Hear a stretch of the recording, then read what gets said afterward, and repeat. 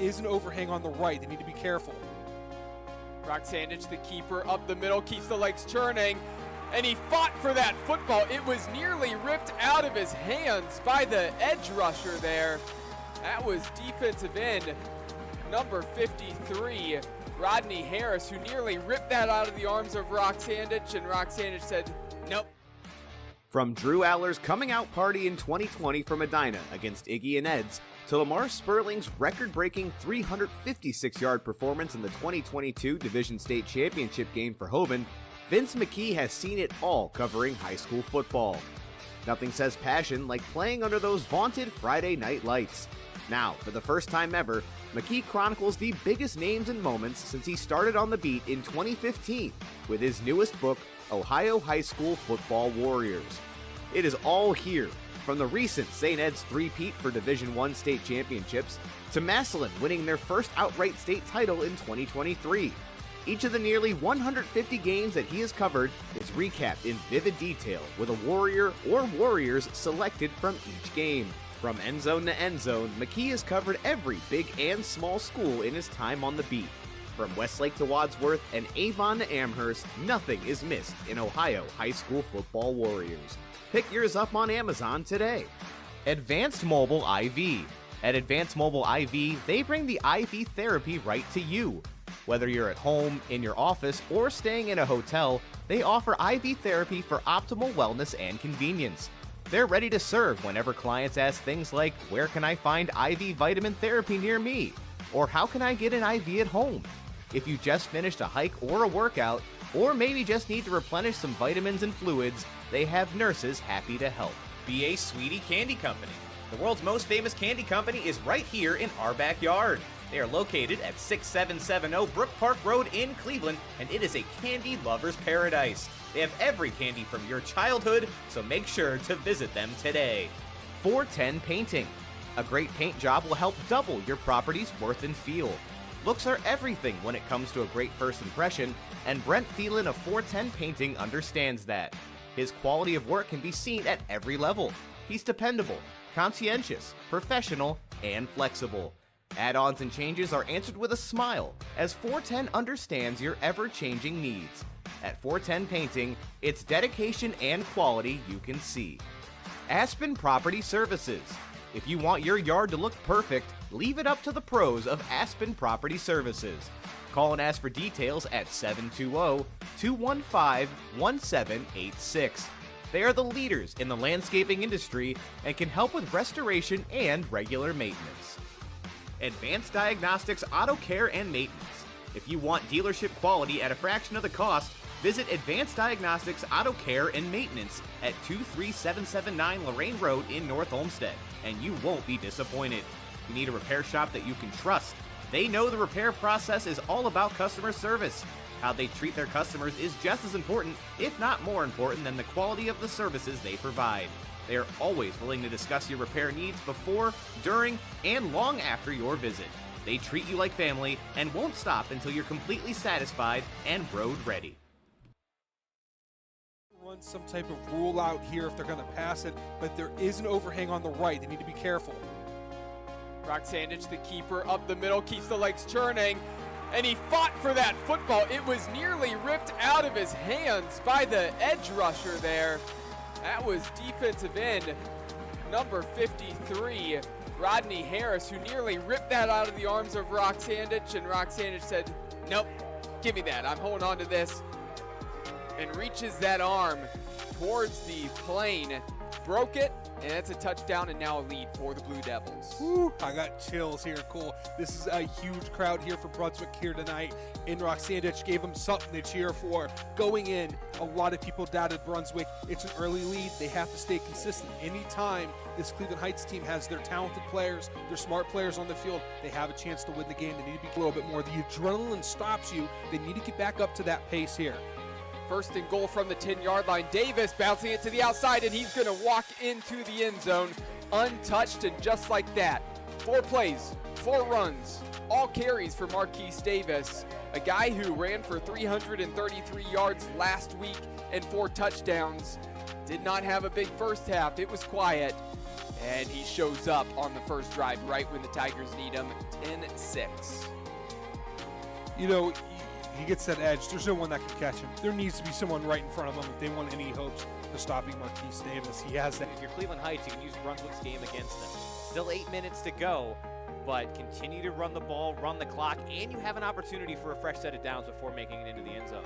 Davis slipping through a couple tacklers, keeps the legs churning. Nobody could bring him down. Was touched back around the 8-yard line and just kept dragging defenders. And that's why he's the type of running back prospect we've been. Happened to the green wave on the other end. Here an option. This one going to be a pitch to the outside. Got a block and going to step into the end zone right around the corner. Nice blocking there by the wide receiver, setting that edge and giving some room for number 30, Andre Jenkins, the sophomore, to make his way into the end zone untouched. And also credit to Elijah Gray on that pitch, well timed on the driving once again, looking to get their first win of the season and break that 9-game win streak for Holy Name dating back to 2013. But right now, Holy Name, they need to get a stop here. I know it's early in this game, but things are trending the way of Normandy. A lot of it's because of Elijah Gray, the quarterback, trying to make a man miss an open field. He does. Past the 15-yard line, slips past the tackler, cuts inside, and he's going to barrel his way into the end zone. I'll tell you what's more slippery than that football tonight, and that is the quarterback, Elijah Gray. Nobody can bring that man down. Yeah, I don't even know what to say. I mean, this is one of the most exciting runners of a quarterback that I've seen. And a reminder that this trip to the Red Zone has been brought to you by Kelly McLean Achievement Center. Visit kelly-mac.com to learn more. 2nd and 2 from the 5. Have to get to the 3-yard line to pick up the first down. Rodriguez on the carry. Looks like he's going to get close and just enough to move the chains down at the 2. 1st and goal. That's nice having that first down marker right there. Now you have 4 golden chances at the 2-yard line to punch one in. But don't forget, Dom, this is the second time it's happened just like this. They got a fresh set of downs on the 2-yard line earlier in this game. Didn't quite turn out. Live from Serpentini Chevrolet Stadium, it is the Keon Sports Game of the Week for Week 3. Yes, folks, already Week 3 of the season as the Marion-Franklin Red Devils down from Columbus traveling here to North Royalton today to take on the Holy Name Green Wave. I am Brandon Soder alongside Dom Clary. Also got Darian Jackson joining us today behind the camera right now. And folks, if you're watching this from home, might be a little bit hard to see from the camera. We're going to get some old school football here today as the rain has been coming down in sheets all day. Enough about the weather, though. Let's talk a little bit about this matchup. Marion-Franklin coming in at 0-2 last week, lost against Hayes 30-0. Holy Name coming in 1-1. They defeated Niles McKinley, shutting them out 14-0. So still very early in the season, Dom. But again, given the weather, given everything going on right now, what are you expecting to see here today? Yeah, there's a lot of turnover on this Holy Name roster. You know, you have a new quarterback in there. You have the young junior looking to kind of make his name for himself. He's going to get better week by week. Good test down in the Youngstown area, Mahoning Valley against the Red Dragons of Niles McKinley. It's a good test there. Week 1, they lost to a Youngstown opponent as well, so they've been well-traveled. Now they're facing a team from the other side of the state. I'm interested to see how this is going to work out for them, see kind of how they adapt to a team that last year in Marion-Franklin that lost their first 2, same 2 as last year, and just ran the gauntlet 6 straight. Let's see how Holy Name, wonder if that's in the back of their heads. There's also a few big names to talk about, one of them on Marion-Franklin's side as well. So we're going to get into that. Excited to see these two teams face off. Holy Name for, I believe, my second time seeing them play, and it will be our first time seeing Marion-Franklin. Yeah, first time making their debut on the Keon Sports Game of the Week broadcast. Just to give you guys a very quick preview, is about to head down to the field. As Dom mentioned, a couple names to look out for. Harrison Frank, the junior starting quarterback for Holy Name. Aiden Butler, also the senior defensive back, anchoring that defense in their shutout win last week. Then, of course, we got to at least mention Dwayne Galloway Jr., the senior defensive back for Marion-Franklin. Currently a 4-star recruit that has committed to Purdue. So excited to see what these guys do on the field today. Teams are getting ready. We're only a few moments away from kickoff. So that being said, folks, thanks for tuning in to the Cement Mason Local 404 pregame show.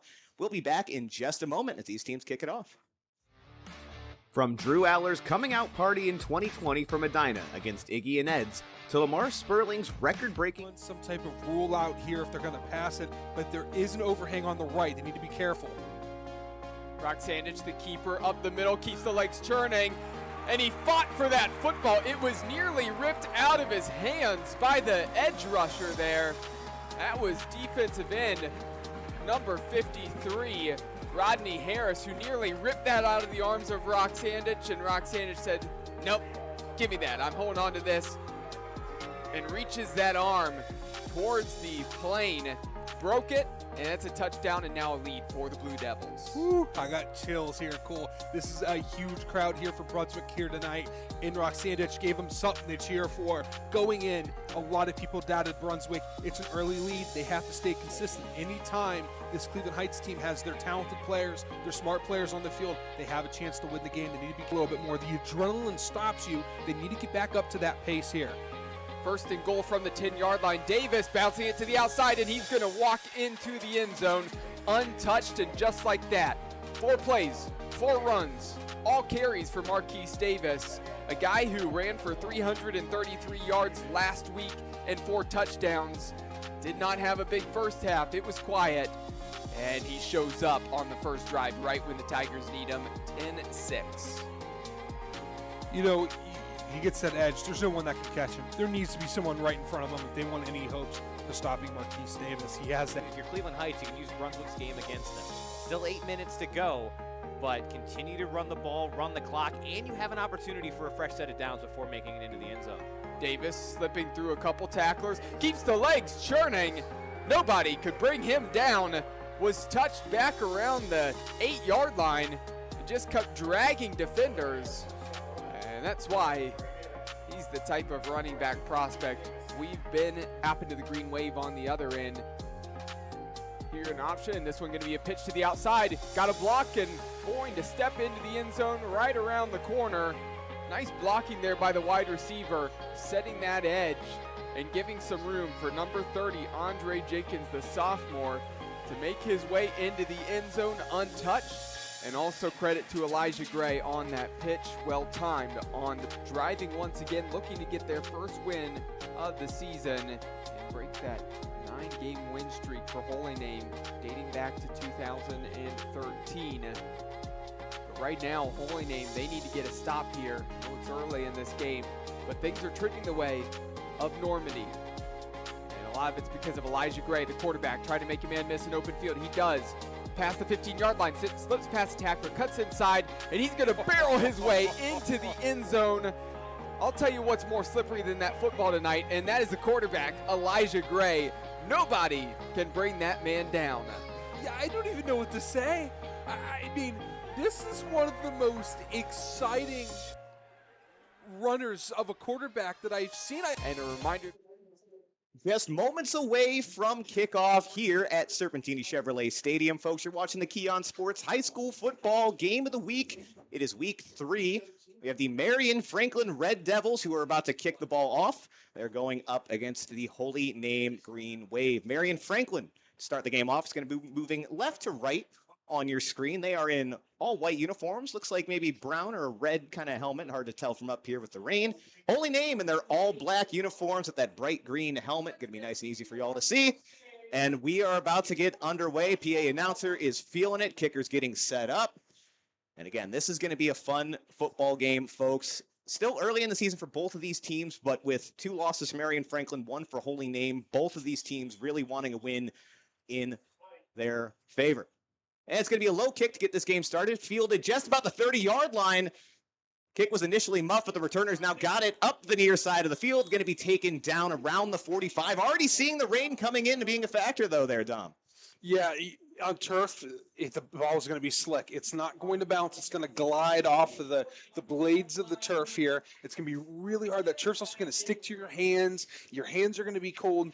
Playing in wet turf is worse than, believe it or not, playing when it's wet and there's grass. I will stand by that. It's harder to play with turf, mainly because the elements are just kind of unnatural with that turf.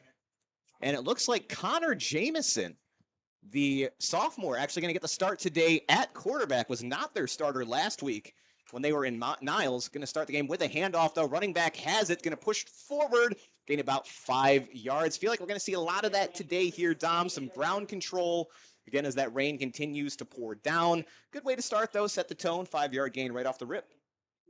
Yeah, that's the way you want to start there. Just a nice little 5-yard gain. If you gain 5 yards every time, it's a good way to run the ball. Let's see if they can keep doing it consistently.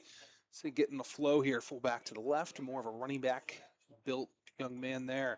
Love this formation.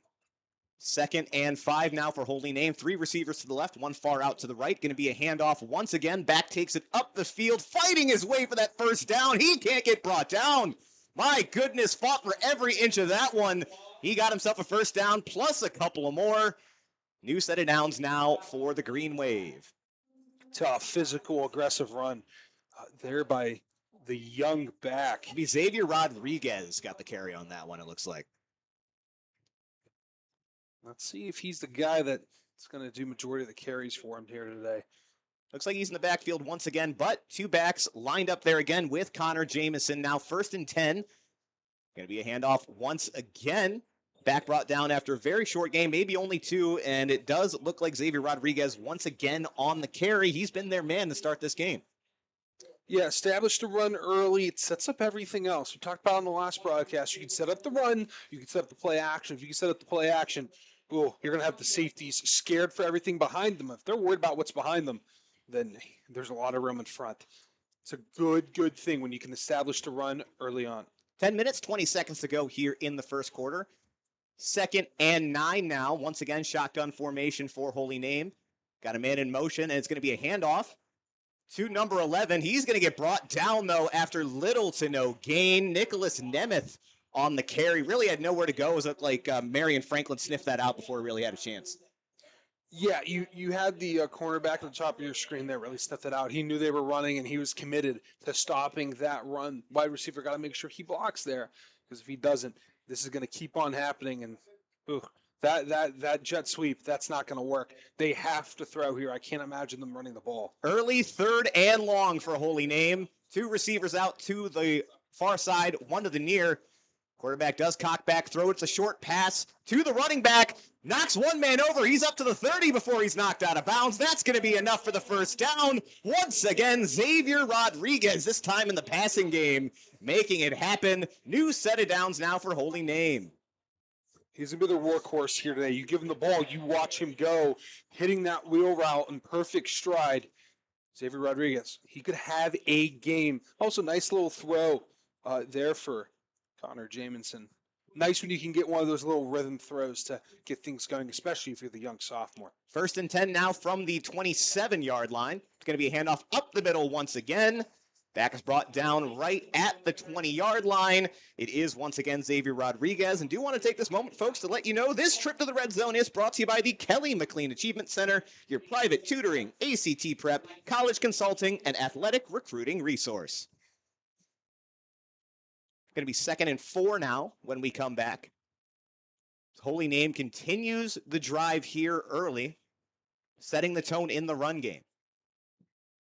Quarterback's ready. Going to be a handoff to Rodriguez once again. Finds a seam up the right side.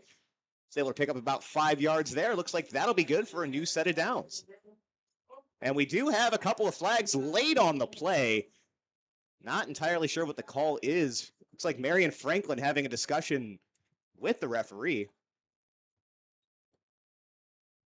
Dom, did you get better eyes on that than I did? I'm wondering, got to imagine personal foul, some kind of conduct penalty.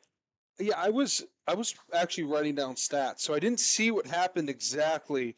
I'm sure that there was some extracurricular going on there in the scrum. Dom, you mean you're not always watching?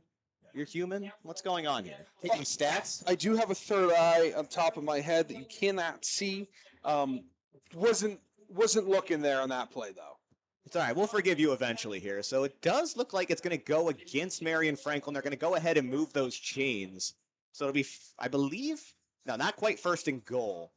for Holy Name as they come back. But again, so far, had the 1/3 and long, but Marion-Franklin not able to do much to stop this Green Wave offense. 1st and 10 now from the 15, 8 minutes, 40 seconds to go. Hand off to Rodriguez. Once again, he's going to try to find room up the left side, but he's absolutely stuffed by 3 Marion-Franklin defenders.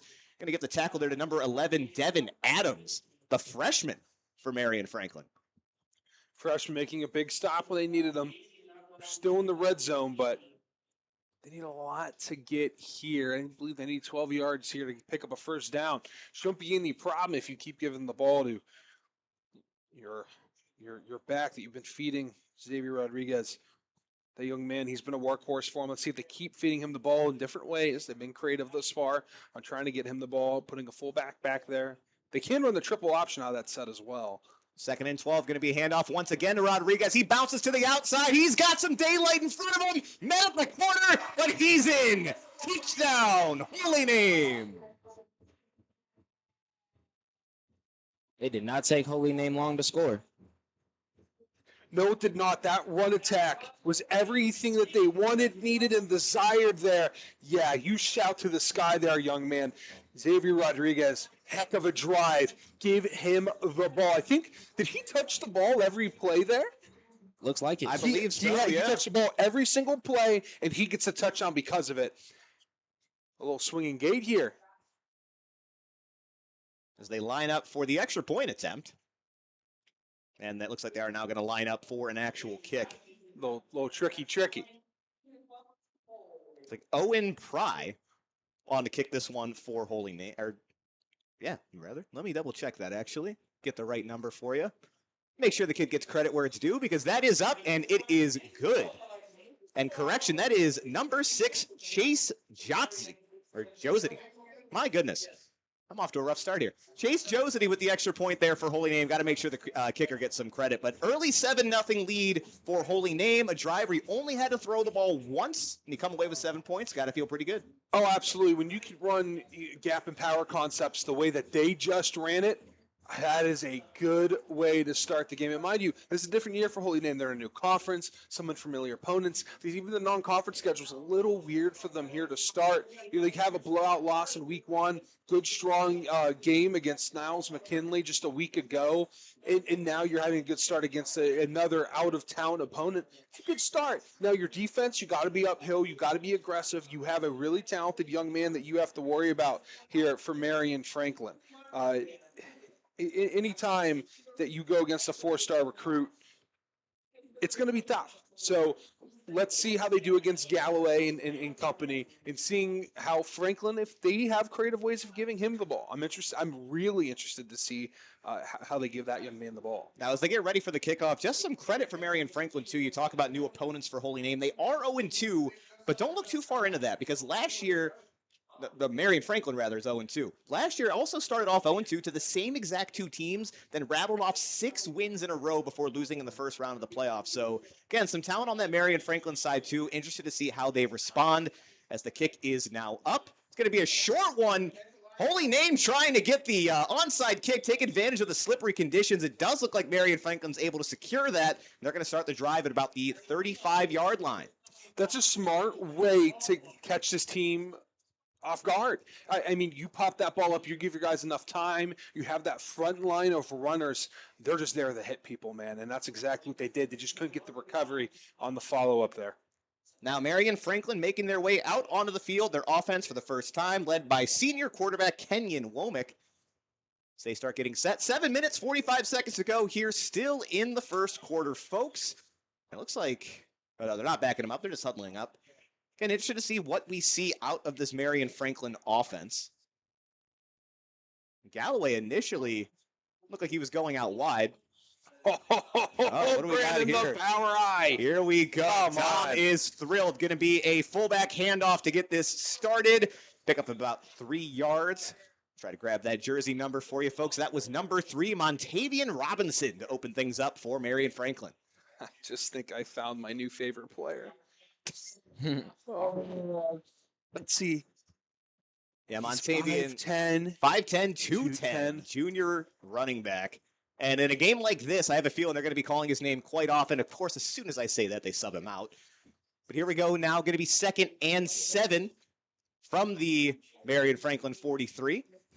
And they're back in the power I. They have 2 wide receivers top of your screen. The very guy near the 40, he's on the ball. The guy nearest is off the ball.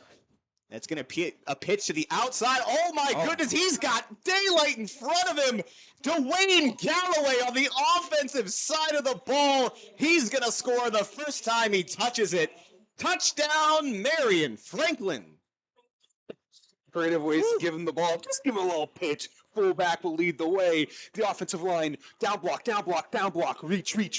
And they're able to get their man and execute perfectly. Holy Name had no idea what was going to hit them there. Hey, you said that Holy Name scored quick? Nah, this is different. Red Devils, Marion. This was a different type of quick. And it looks like we're setting up for a 2-point conversion now. Number 12 in Talik Black. Looks like they're running a Wildcat formation for this 2-point conversion. Got one back in the backfield. He's ready for it. Calls for it. Takes a snap. He's going to keep it himself. Right in the middle, and he's got it. Marion-Franklin taking the early 8-7 lead. 6 minutes, 51 seconds to go here in the first quarter. Well, I guess when you've got a 4-star recruit, you use him in any way you can. And my goodness, the speed on Galloway there. You know, I was able to play with some really talented guys, some 3-star recruits, some guys that were really talented, high D2 guys that were some of the leaders in the state in certain categories. And when you have players like that, you got to have them lead the way in some way. These are talented guys that you really don't always have the chance to coach or to be around. And so anytime that you have a guy like Galloway where you can feed him the ball and watch the big dog eat, that's what you have to do. I played with guys like that. I played with the guy that went to Stanford, who was recruited by all the Big Ten teams and all the Pac-12 at the time teams. And you give him the ball every opportunity. When you put him on defense, you put him in the best spot to make plays. And that's exactly what we have here with Galloway. He is one of these young men that you rarely get to see. And boy, when you get to see him, it's a treat every time. Again, that was a ton of fun to watch. So, didn't have to wait long to see what Marion-Franklin's plan was going to be to respond 7-8 early in this game. They lead Holy Name by 1. So again, we've yet to see either of these defenses step up. We might be in for a very high-scoring game. It is still early in the year. You know, we've got time for everyone to kind of settle down, settle in, but this could be a really fun one, folks, and make sure you stay tuned until the end because I've got a feeling it is going to go to the whistle. Another low kick fielded at the 25. Returner has a hard time picking it up again, but this time finding some room on the outside. He's down to the 50-yard line, still has daylight in front of him. He's going to keep going. One more man to beat, gets knocked out of bounds at the last second. Jawan Bryant with an excellent kickoff return. Holy Name could not be starting with better field position. Listen, I was going to tell you, I know we've been talking about how fast scoring been happening. That would have been insane. It is one of those moments where you look at the time, look at the score, and it's like, oh boy, we might be here till midnight if teams just keep scoring every time they touch the ball on 1, 2, 3 plays inside of a possession, even on a kickoff. Whew, that could have been one of those moments where it's like, how many points are these teams going to score here today? Oh, I've got a feeling though, based on what we saw on that first drive, we're not going to have to wait long for Holy Name to put up points. Really quick before we get started, just want to remind you guys, this trip to the Red Zone is brought to you by the Kelly McLean Achievement Center, your private tutoring, ACT prep, college consulting, and athletic recruiting resource. First and goal from the 5 now, 6 minutes, 37 seconds to go in the first quarter. Going to be a handoff right up the middle. The back is met after a very short gain, as we see the green wave go right back to pounding the rock, and no surprise, Xavier Rodriguez on the carry. Also, as we're paused here and the teams are getting lined back up, I want to give credit. Initially, it looked like Kenyon Womack was going to be the starting quarterback for Marion-Franklin. Maybe we do still see him, but it was number 5, Makai Ali, that was taking the snaps on that very brief offensive drive that we saw previously. We're going to say no gain, so now 2nd and goal from the 5. This is a great game. 2 fullbacks. My goodness, and it's going to be Rodriguez bouncing to the outside. He's going to get in once again. Touchdown, Holy Name. 5 minutes, 53 seconds to go. 3 touchdowns on the board already. Not the game I thought we were going to get. With 5:53 there on the clock. Not a lot of time went off the board. I want to talk about that formation, though, because, I love the inside of football here. You had two fullbacks kind of offset to his right, the quarterback's right. Then you had the tailback behind him, almost like a power formation, but instead of having one fullback, you have two. I can't tell you how much this game has just made me love football. I feel like I'm watching, Pitt in Connecticut in 2006 right now. I'm having a blast. This is the type of, and they're scoring a lot. This is why you run the darn ball, Brandon. Now the extra point kick is up, and it is good. 2 for 2 now for Chase Josity.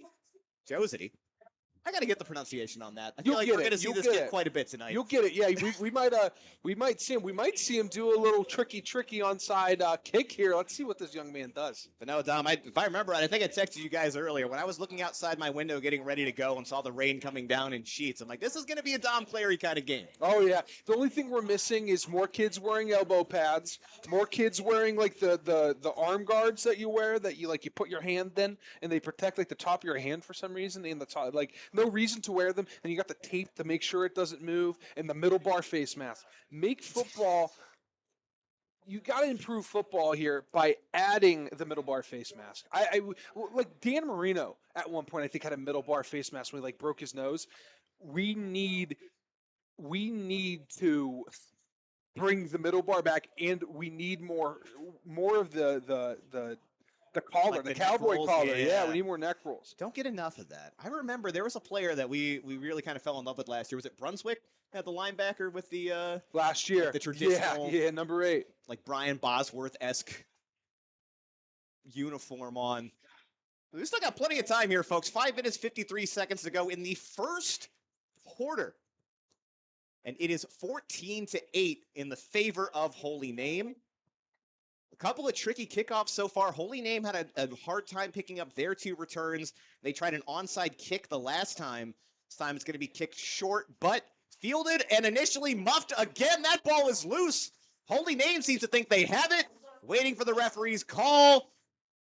Holy Name recovers the kickoff. I knew we were going to see it at least once, but my goodness, now a chance to really put a dagger in things. This might be what you have to do if you're Holy Name, keeping Marion-Franklin's offense off the field. They got a chance to go up 2 scores now. Yeah, big opportunity here. It's I don't know if we can stop this offense. Why stop it when you can just get the ball right back? They're going to keep on doing that. Well, curious to see the adjustments on the next kickoff for Marion-Franklin. So here we go. Holy Name. 1 pass so far. They haven't had to do much else. Xavier Rodriguez, so far an early candidate for the Mickey Mark Player of the Game. 1st and 10 now. Already in Marion-Franklin territory. It's going to be a handoff to Rodriguez, but immediately stuffed in the backfield that time. Red Devils ready for that one as he's brought down for a loss of 2.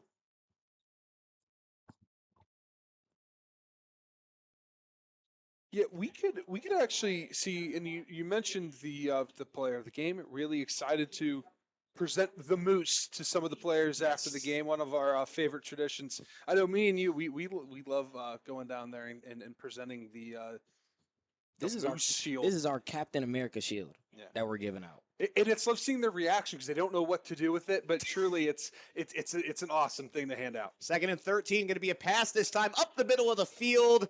Bouncing off the hands of number 11, Nicholas Nemeth. Again, tough to throw in these conditions. We do have a Marion-Franklin player down. So as they tend to him, only the 2nd time that we have seen Harrison Frank have to throw the ball today. It was on target, but again, the rain just makes it so difficult to haul that ball in. Good training staff here. Both sides tending to the young man. Yeah, hopefully nothing too serious, again, as they're continuing to tend to him. Exactly 5 minutes to go here in the first quarter.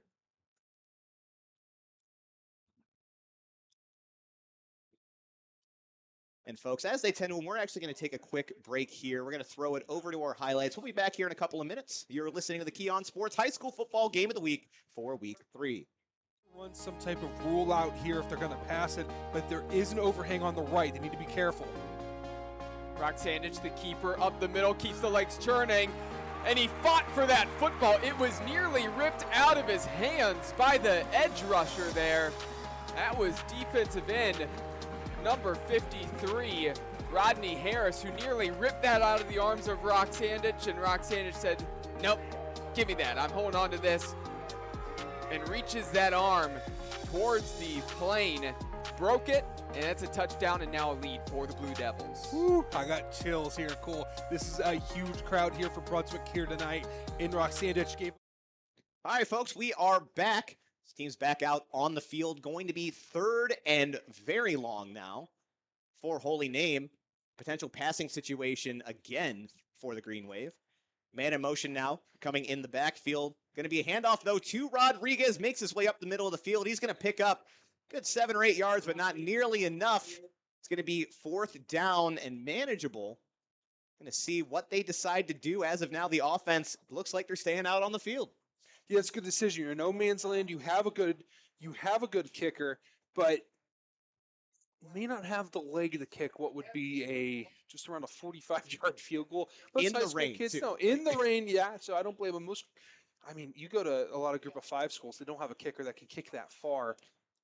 4th and 8 now from the 35. Jamison has it. He steps back looking to throw deep up the middle of the field, just over the top of his receiver's head. Not able to haul that in. Once again intended for Nicholas Nemeth. And now Marion-Franklin and their offense going to make their way back out onto the field. So again, a little bit of a bonus possession for the Green Wave. Obviously, you're going to want to take advantage of that when you do get those kickoffs, those turnovers. But no harm, no foul. Marion-Franklin now going to try to put points up the board themselves. Still 14-8 in favor of Holy Name. 4 minutes, 17 seconds to go in this first quarter. 2 receivers out to the right, 1 to the left for the Red Devils. Quarterback takes a snap under center, going to be a pitch out to the right side. Back bounces around in the field looking for an opening, makes his way up for a gain of about 5 yards. Once again, Dwayne Galloway. Looks like they're just going to try to get the ball in his hands as much as possible. My senior year, we went against a young man. He was Mr. Pennsylvania football of 2017, Zion Strickland. He was a wide receiver, and they knew that we were a better pass defense than we were a run defense. So what they did is they put him in the backfield, ran the power I, and ran it directly down the throat of the defense. We couldn't stop him all night. That's exactly what they're doing. It's a smart strategy. That's how you know you have a good coaching staff that is well educated on what their team can and can't do. 2nd and 6 now from the 39-yard line. Going to be a handoff once again. This time back tries to take it right up the middle. Going to be stuffed after a gain of about 2. Talik Black that time on the carry. And yeah, I wonder if that is an adjustment they made. Again, we have not seen Marion-Franklin play. This is the first time they've been on our broadcast. Dwayne Galloway is listed as a wide receiver and defensive back. There they did have him kind of in the slot. So I wonder how often they are putting him in at running back, or if that was an adjustment they made because of the conditions they're dealing with. I think when you have a player this good, you find ways to put the ball in his hand. Maybe it might not be the strategy every week. Maybe it's just a this week thing. But when you have a player this good, you just got to give him the ball and any opportunity can be. 3rd and 4 from the 41. Defense chance coming from the Holy Name crowd. Going to be a pitch out to the left side, and Holy Name snuffs it out. Brings Galloway down in the backfield. Going to be 4th down for the Red Devils. Great stand there by Holy Name. As of now, now it looks like they're going to go ahead and swap personnel. So expecting a punt here from Marion-Franklin, still on their own side of the field. Holy Name expecting the same. They are sending number 4, Aiden Butler, back to return. We went from fast offense to great ending of the first quarter defense. A slugfest. Hey, we'll take it. 2 minutes, 47 seconds and counting now left in the first quarter. It's Marion-Franklin getting ready to punt this one away. Calls for it, takes a low snap, gets it up. It's a short kick. But again, anything can happen with these conditions. It's going to fall, though, safely over in Holy Name territory, right about the 36-yard line. Yeah, that's a time you could hear it all the way up here. Fire, fire, fire, get away, get away, get away, look up, identify it. And then everyone on the sideline, they're pointing down. People who know where the ball is, you got to point, move people away. It's exactly what they did there. Good execution, I should say, there on the fire punt return. Something that you don't think that you have to practice, but really something that you practice every Thursday before game weeks. Now, one thing to watch out for. Not a lot of personnel swapped out for Marion-Franklin. They've got a lot of kids playing both sides of the ball. Going to see if fatigue maybe becomes a factor later in this game. 1st and 10 from the 35, 2 backs in the backfield, man in motion. Now sending him back, going to be a handoff right up the middle. Again, it is Rodriguez, fights his way forward, dragged down after a gain of 5. Again, Rodriguez, incredibly talented running back. Leading the way so far. Again, I think it's going to be a lot of Rodriguez, a lot of Galloway on the other side. But these guys seem like they're ready to shoulder the load for their teams. Oh, absolutely.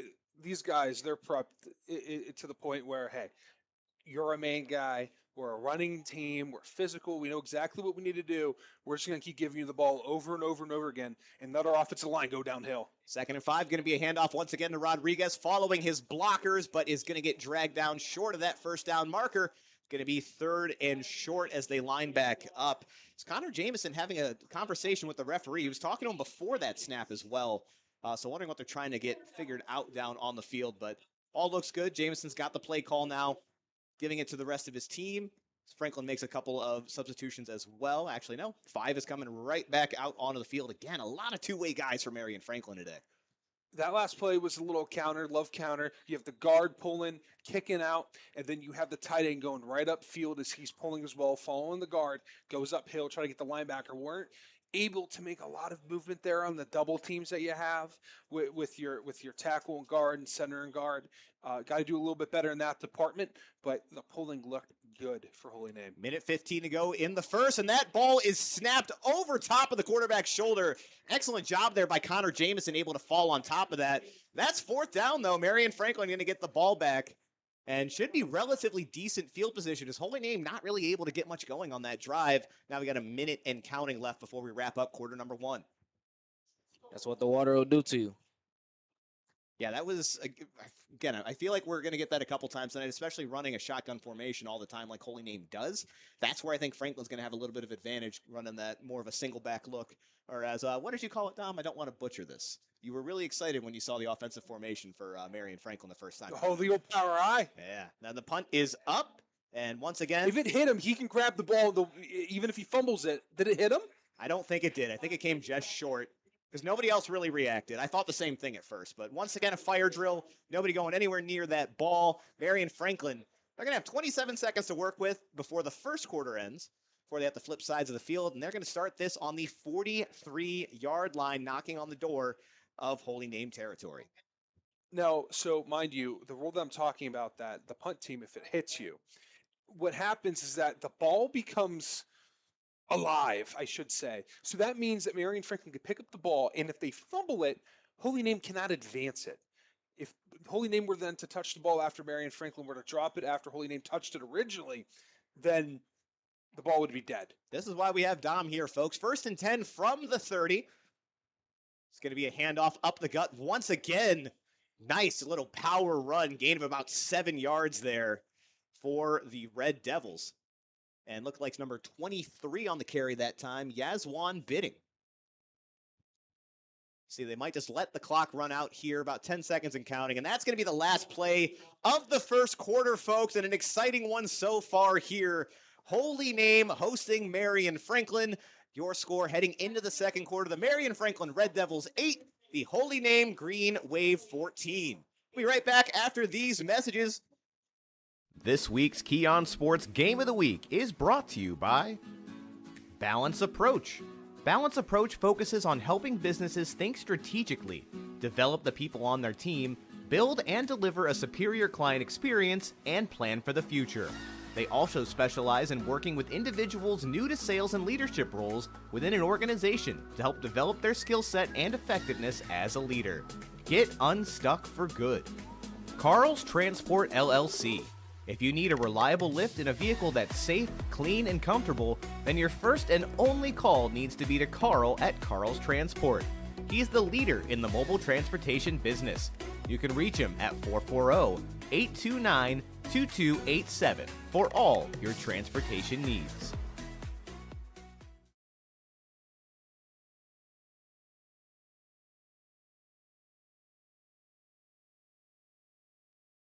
In the quarter number 2, here at Serpentini Chevrolet Stadium in North Royalton, the home of the Holy Name Green Wave, So they are hosting the Marion-Franklin Red Devils. Marion-Franklin with the ball. It's going to be 2nd and 3 from their own 37 once we get this started.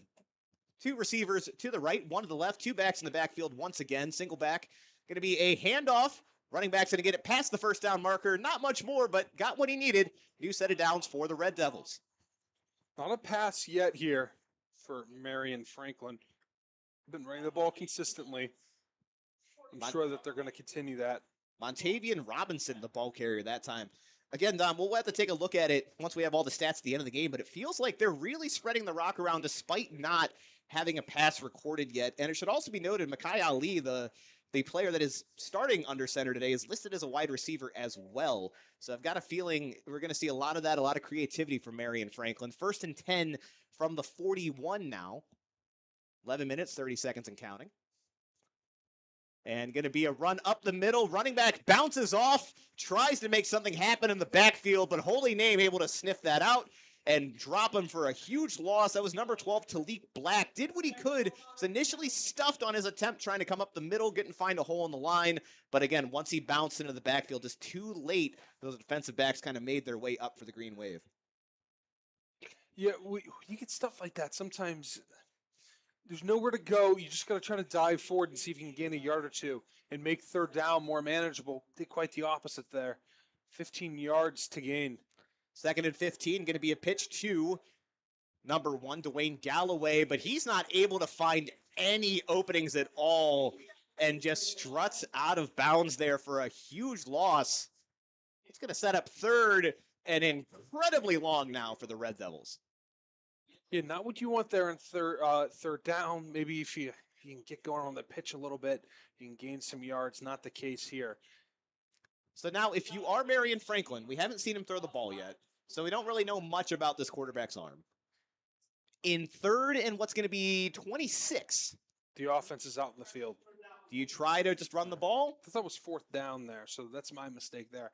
I mean, I'd say you got it. You got to throw the ball, right? Well, I was going to see they're in shotgun for the first time today, but it's going to be a quarterback keeper. Runs into some traffic pretty much immediately, maybe gains a couple of yards.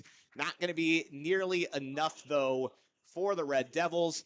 Now going to be 4th and about 24. And then now you have to punt. Just this Holy Name team, they are prepped for the run.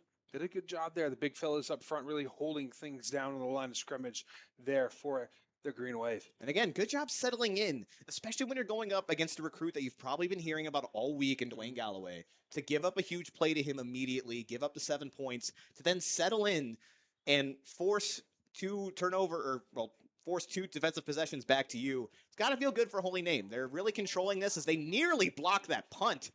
Excellent job by the team as Marion-Franklin going to down this in their own territory. Holy Name with great field position coming back out.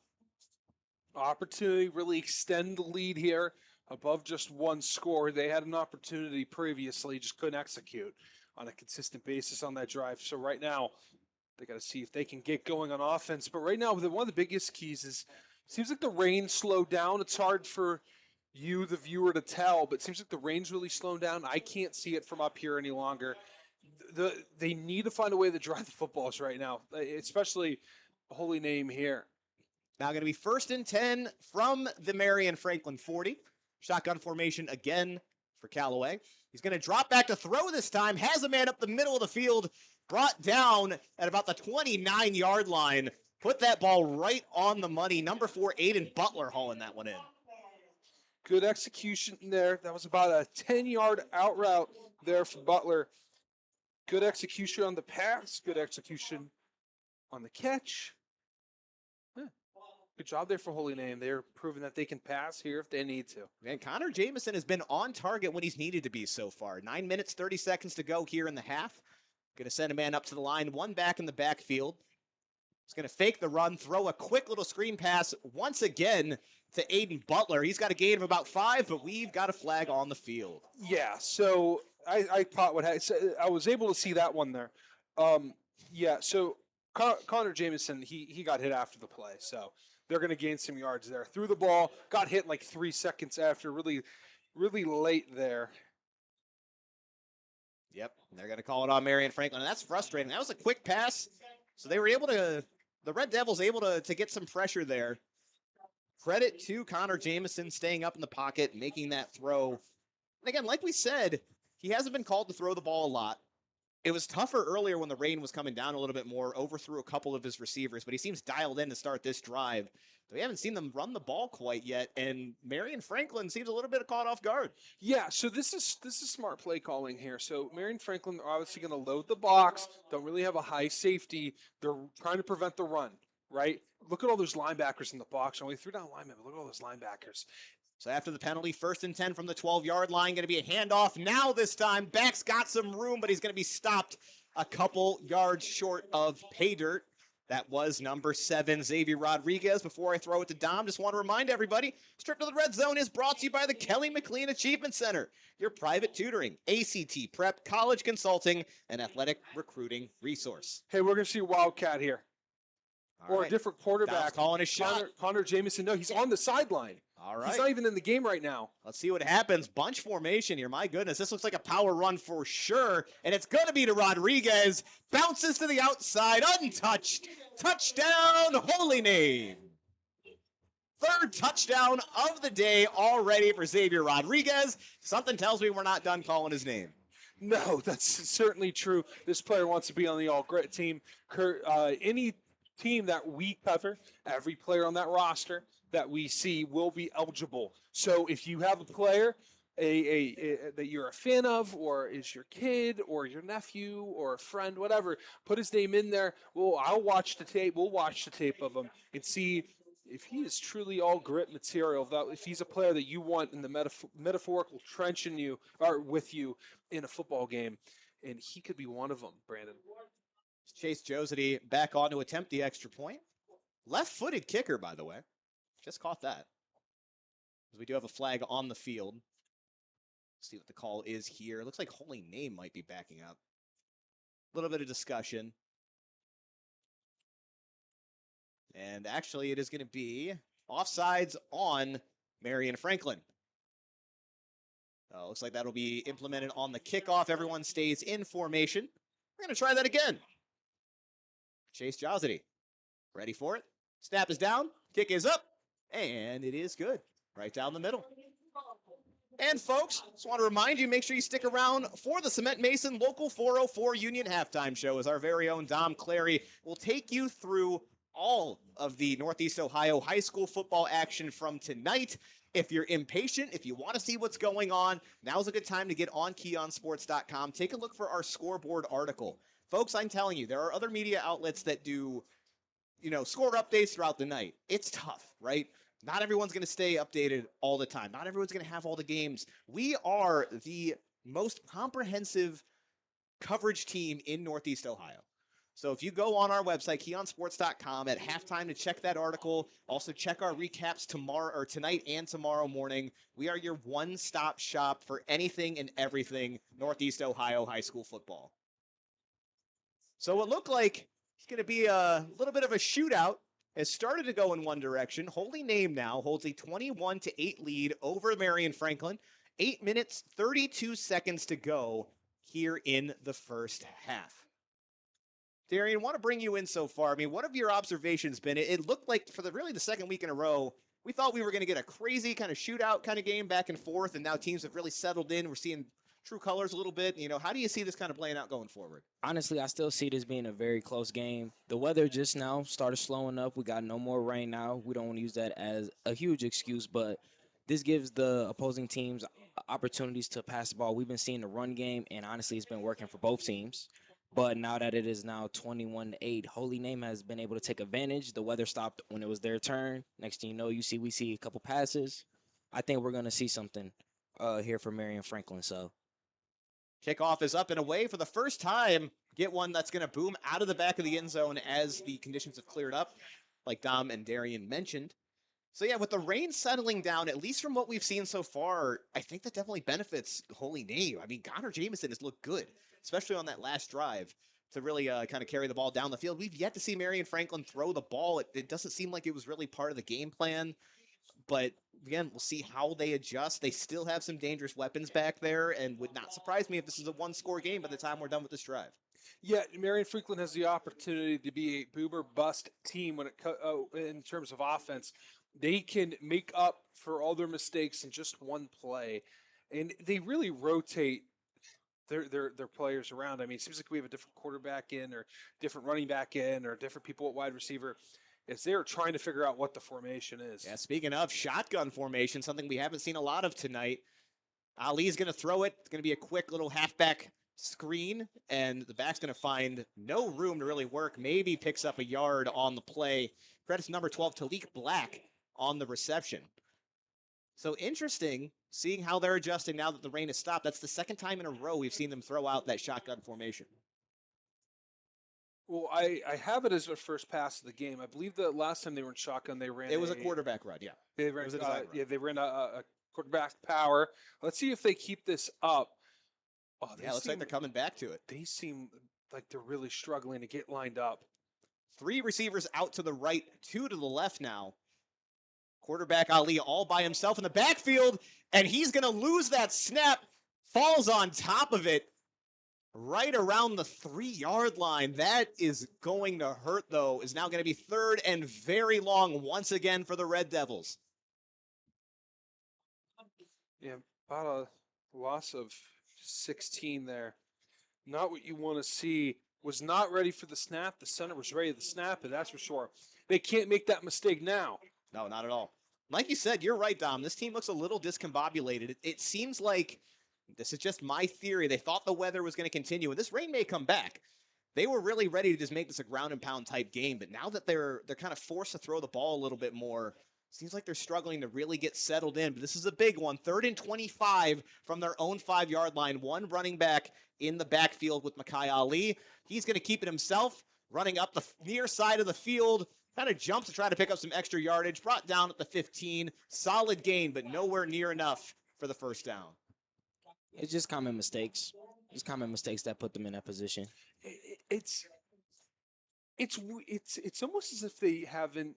The shotgun isn't something. It's something that was just installed, right? It's almost like the power when they were in the power eye. They seemed confident. They seemed like they knew exactly what to expect there, right? Which is fair. That may be their normal offense, but they go into that shotgun, and it seems like they can't figure out who's playing running back, who's where, who's in the line, who's off the ball. And the punter muffs that snap once again. That's going to put Holy Name in incredible field position. So ball possession issues once again for Marion-Franklin. Talik Black was the punter in that situation. Credit to him for picking it up and at least keeping the ball out of harm's way. But Holy Name going to start this right in the red zone. And speaking of, this trip to the red zone, albeit a short one, brought to you by the Kelly McLean Achievement Center, your private tutoring, ACT prep, college consulting, and athletic recruiting resource. Yeah, if you're Holy Name, you know that Marion-Franklin, they can score in a hurry, so you want to put up points up quick. Going to be 1st and 10 from the 15. Hand off to Rodriguez, looking for some room up the left side of the field, and he finds it for the 4th time tonight. Touchdown, Holy Name. And this kid is absolutely unstoppable. Credit to his offensive line, though. Found the hole. He knew exactly where it was going to be. Got to the seam and ran it in. And this one starting to get a little out of hand. This is one of the best first half performances we've ever seen from a running back, and there's still 6:40 left in just the second frame of play here. Unbelievable. And by the way, we talk about how good he's been on the run game. How about this offensive line clearing up space? Oh my goodness, yes. Fullback cleaning up all the extra defenders as the defender just jumped off sides past the neutral zone. This offensive line, they are doing exactly what they need to do, controlling the line of scrimmage and dominating. This is the type of offense I love to watch.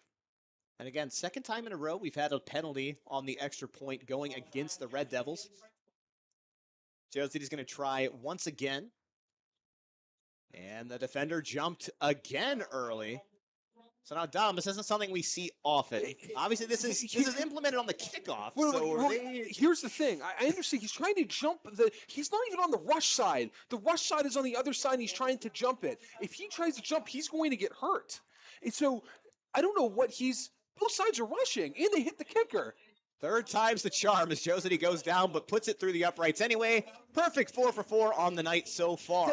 That is frustrating. When you are rushing, there's a rush side and there's a contained side. If both sides rush, you're going to hurt one of your teammates. And that's exactly what we could have saw there. Instead, it was the kicker that gets laid out there. But the reason why he was jumping is because you have the holder who is saying, down, ready, and then the center picks when he snaps. This is common for almost every single special teams unit across the board. They've definitely faced offenses that have, or kicking teams that have done that. Unless the past two teams they played didn't kick the ball. This could be the first time they faced the kicker. I don't know. But you can't have that mistake, because if you're rushing, you know that's not a cadence. That is the center, hey, we're ready back here, and that's it. The center picks when to snap it. You move on the ball. Wow. Well, luckily, nobody hurt on that play, at least. After all of those penalties, I was really expecting Holy Name to be kicking from Marion's 40. But looks like they'll be kicking from their own. Just to refresh everybody, 6 minutes, 40 seconds to go in the first half. Holy Name currently leading the visiting Marion-Franklin Red Devils 28-8. Again, Marion-Franklin scoring on their first drive in explosive fashion. Dwayne Galloway taking a pitch to the house. Since then, they have struggled to get much of anything going, and I joked, but they are legitimately going to kick this ball off from, it looks like, the 35-yard line of Marion-Franklin. I mean, if he puts it through the uprights, are we giving him 3? Like, how do we handle this? Well, we could do the Canadian football rules, and if he kicks it above, I think it's above through the end zone? I think it's through the end zone, yeah, because they have, like, it's a Canadians. It's a 20. Shout out to the Canadian Football League. Fun league, by the way. It's during the summer, it's a fun league to follow. But it goes past the end zone. It is it's 1 point and it is good as it goes into the student section bleachers, or the band bleachers, I guess those would be. Yeah, not often that I almost have to do the red zone read on a kickoff, but that's what we were dealing with. But either way, that obviously goes through the back of the end zone. Marion-Franklin got to get something going now. I know we still got 2.5 quarters to go, but down 3 scores, haven't looked the same since that first drive. Some sloppy penalties, some ball possession issues. This is the time you got to shore it up if you're still going to have a chance to win this game. Yeah, you got to kind of look at the bottom of this playbook here, see what you got, and see what your kids are made of here. These kids are tough. They know how to play. They're running a pistol formation similar to what Holy Name runs. Quarterback has it. Going to be a handoff now. Back is struggling to make anything happen. Tried going up the middle and then cutting back, but dragged down by several Holy Name defenders. Dwayne Galloway again on the carry. Yeah, so what's interesting about this team is they run, we've seen them run like 3-4 different sets already. That one I liked a little bit more than the traditional shotgun. They seemed a little bit more comfortable kind of getting under center there. I think that a triple option, the way how fast they seem to be in the backfield, would actually do them good here, but they haven't. It's all been simple handoffs here. Shotgun formation again. Or shotgun actually. Sorry.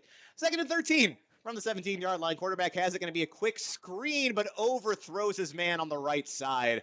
Never really had a chance to haul that one down. Looked like Talik Black that time was the quarterback under center. They've used him as a running back as well. It doesn't seem like they have a true signal caller, from what I can tell. They've got a bunch of great athletes, but they just keep kind of swapping guys out, almost running pseudo wildcat type formation. So again, it's fun to watch. You really never know what's going to happen with this offense, but haven't really been able to turn it into much lately. 3rd and 11 now, under 6 minutes to go in the half. Still deep in their own territory, going to spread things out now are the Red Devils. Drops back to pass. Looking deep down the left side, throws a duck up in the air, and that is easily intercepted by Holy Name. That ball never had a chance. Credit to Nicholas Nemeth getting under that one, coming away with the interception. And we got a late penalty as it looks like the teams are jawing at each other a little bit. Again, Holy Name feeling themselves. Marion-Franklin, you've got to be frustrated, especially considering how this game started. Smart coaching by Holy Name. I mean, they are laying it into their players. They're going to get a lot of penalties here. Hopefully, no one gets ejected. But they were grabbing the players by the back of the collar and saying, "Are you an idiot? What are you doing? We cannot get any of you thrown out. We have conference play coming up in a new conference that we have never played in before. Only some of these opponents that we're familiar with, and you're going to get thrown out of this game that we're playing so well in." You cannot have mistakes. I understand that Marion-Franklin, they're playing tough. They're hitting you after the whistle.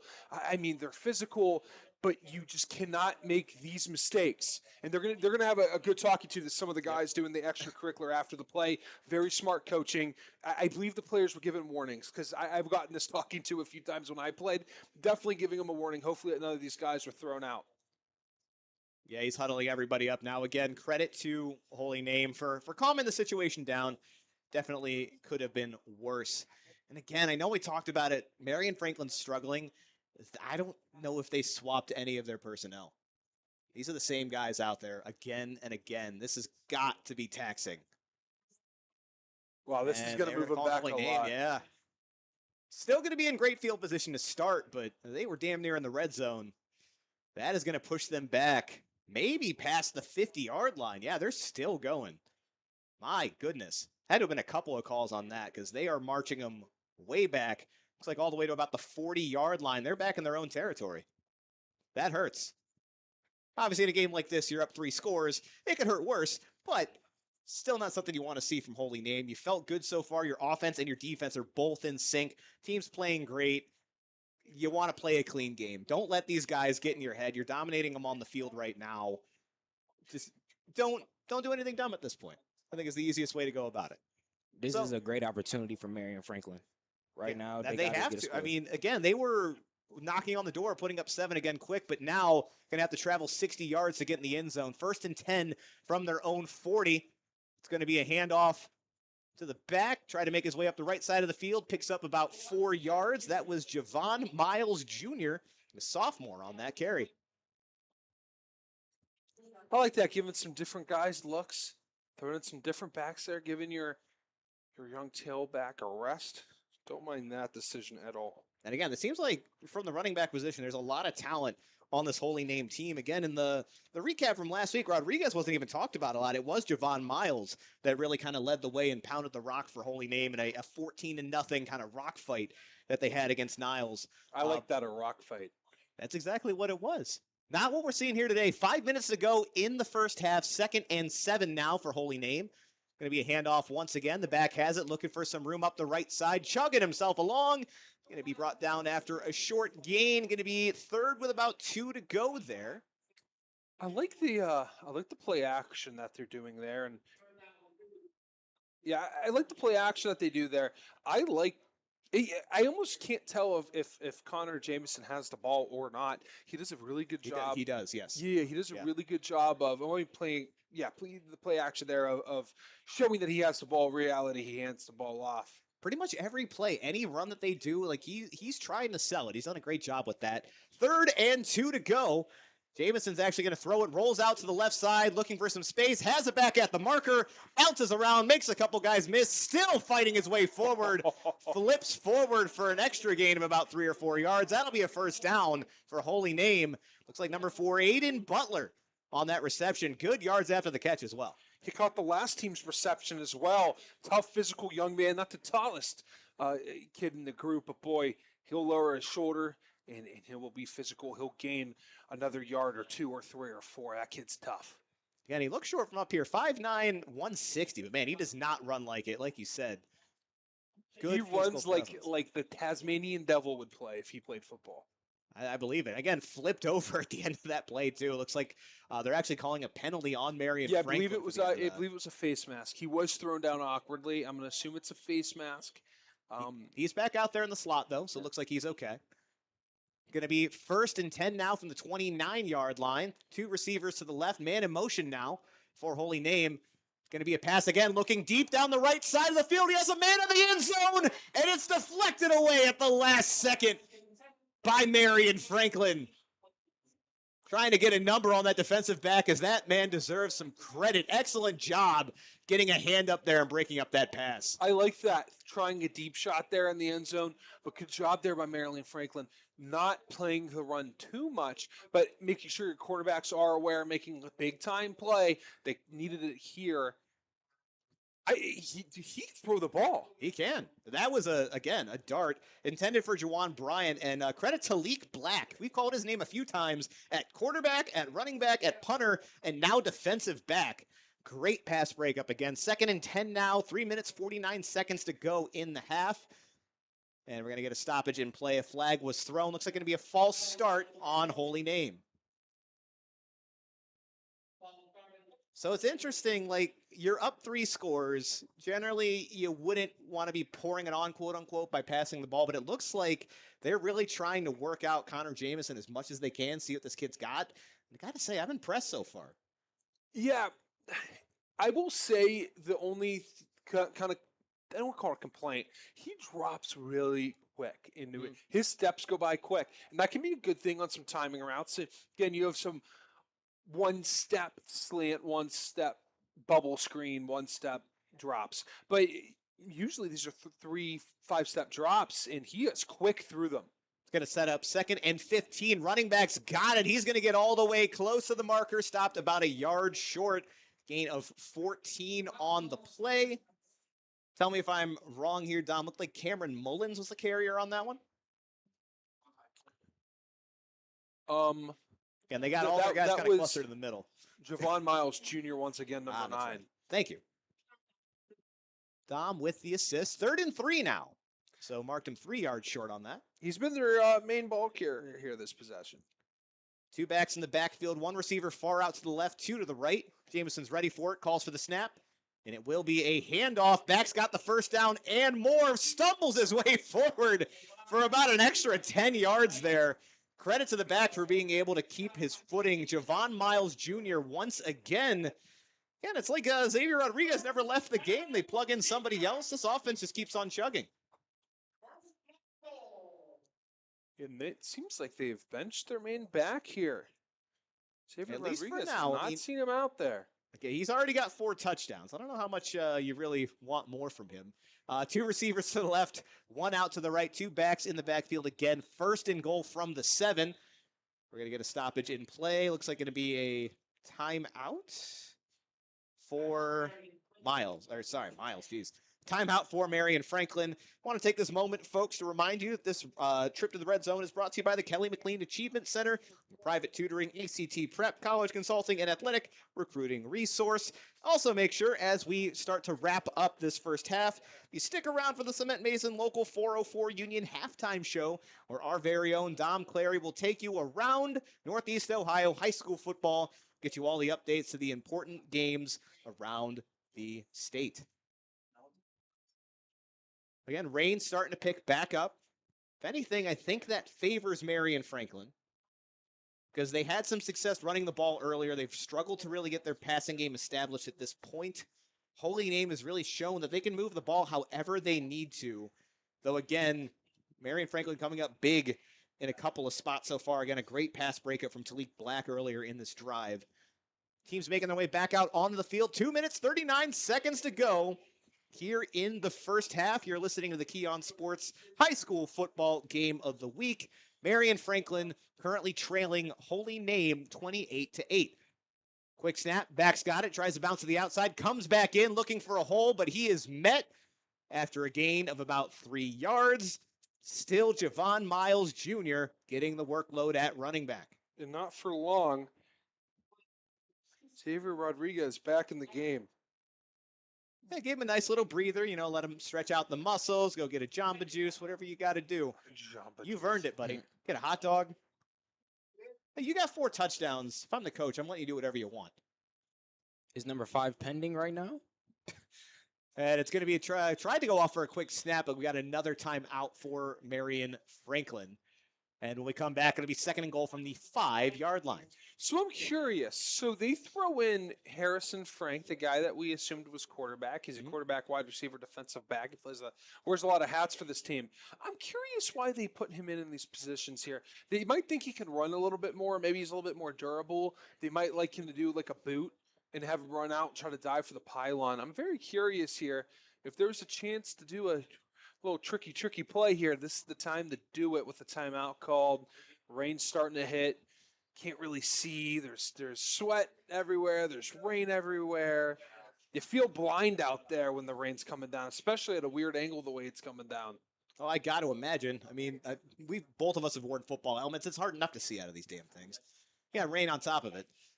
It is not fun. I was fortunate enough that I played football in central Georgia, so not a lot of rain that we had to deal with at least, but I don't imagine in central PA you are pretty familiar. Well, Western PA, we're not in the middle of nowhere. Give me a little credit now.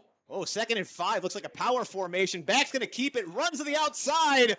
Legs taken out from him, but it doesn't matter. Touchdown, holy name. Harrison Frank on the quarterback keeper. Puts that one in and puts holy name up big here before the half is over. I just did a Tony Romo. I called exactly what was going to happen. Good. I said, was he going to boot it out, dive for the pylon? Wasn't exactly at the pylon because he had enough room to drive a semi-truck through. Boy, they fooled the defense. He was quick. That was great execution. That was fun to watch. I felt like Tony Romo there. I don't know, Jim. I don't know, Jim. All right, setting up for the extra point once again. Our friend Chase Josity. Or Josity. Either way, I'm sure we will hear from the Holy Name faithful as that kick is up, and it is good for the 5th time tonight. 2 minutes, 1 second to go here in the first half of our Keon Sports High School Football Game of the Week. Holy Name up big on Marion-Franklin. Scores currently 35-8. And again, folks, want to remind you one more time about a couple things. Again, Cement Mason Local 404 Union Halftime Show coming up after this with our very own Dom Clary. So we'll take you around high school football here in Northeast Ohio. And I know we've already got a couple ideas, but folks, if you're watching at home, we do hand out something called the Mickey Mart Player of the Game. As Darian mentioned earlier, we have a nice little moose shield to hand out. You definitely want to get your picture with it. It is something to behold. So if there is somebody that you think is deserving of that moose, let us know in the YouTube comments. We'll tally those up before the game is over. The three of us will obviously have our votes as well. But again, still early in this one. So either side of the ball, Holy Name or Marion-Franklin, you see somebody that you think is deserving, make sure you let us know. Holy Name getting ready to kick this one off once again as the rain coming down heavy. Should be interesting. Wonder if they go with another short kick here or, something that's going to make Marion-Franklin have to kind of think and panic and pick this ball up because, again, ball security probably going to come into play. Yeah, rain's coming down all of Northeast Ohio, even Western PA. They're suffering through it right now. Let's see if he goes for the onside kick. Hey, I feel like they don't want to rub it in their opponent right now. And they're going to kick it short, not quite an onside kick. Good job fielding it, though, by Marion-Franklin. Returner picks up a couple and then falls to the ground. Get a read on that number. Looks like Gavin Collins. Good job securing that ball and going down. And some of the better field position that Marion-Franklin has had for a while now. Yeah, I don't think have they had a snap on the other side of the field yet, despite having a touchdown? It was 61 yards. No, that was a 61-yard. I do not believe so. Again, this offense has really struggled to get going. It can be explosive, but otherwise it has been shut down at this point. 1st and 10 now from the 35-yard line. Under 2 minutes to go in the half. Going to be a quarterback keeper. Makes his way up the right side. Spin move up the middle. Nice little carry there by number 5, Makai Ali. Man, this is where Marion-Franklin can be dangerous because it was a fake handoff, quarterback keeper up there. You got a lot of guys with speed in this backfield. Made him pay there. Going to be 2nd and 4 now. Up at the 41, man in motion. It's going to be a handoff. Almost brought down to the backfield immediately. Reverses field, though, and now he's got some daylight. Marion-Franklin's not done yet. It's going to be a touchdown for the Red Devils. Once again, Dwayne Galloway on the broken play, reverses field, hits the Jets, and puts up 6 more for Marion-Franklin. I believe it was 59 yards. Whew. Again, folks, this is not over quite yet. We just mentioned how explosive this offense can be, and we saw it there once again. My goodness. So it looks like they're probably going to go for 2 again. There's actually not a kicker listed on Marion-Franklin's roster. So assuming we're going to see another 2-point conversion attempt, they did make their first one. So the offense goes and lines up again. Did not take much time at all. Still 1:19 left on the clock. Shotgun formation, 3 receivers to the left, 2 to the right. Micaiah Ali ready for the ball. Brings his receiver in motion, and looks like we had movement. False start on Marion-Franklin, and when you're going for 2, that definitely hurts. Going from the 2-yard line, now going to get backed up to the 7. Completely different play you're probably looking at now. Yeah, it's just, you know what? It's probably hard to hear. It's one of those moments where you're extremely uncomfortable with your shoulder pads, knee pads, your socks are wet, you're sliding around in your shoes, and you think he says hot, so you just jump. It's just one of those situations there. This team, they can grab 10 yards in a hurry. Let's see if they can do it here. Now there's a back in the backfield, shotgun formation again. 2 receivers left, 2 to the right on this 2-point conversion attempt. Going to be a wide receiver screen out to the right. And receiver not able to haul that one in. Good job by Holy Name number 16, Anthony Messina. Met him at the point of contact. Made sure he didn't haul that one in. That's going to leave our score at Holy Name 35, Marion-Franklin 14.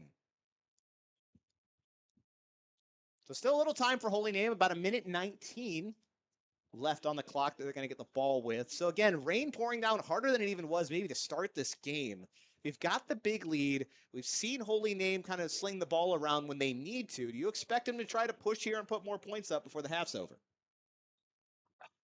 It's hard to tell, right? I think they want to kind of gain a little bit of that lead that they had back.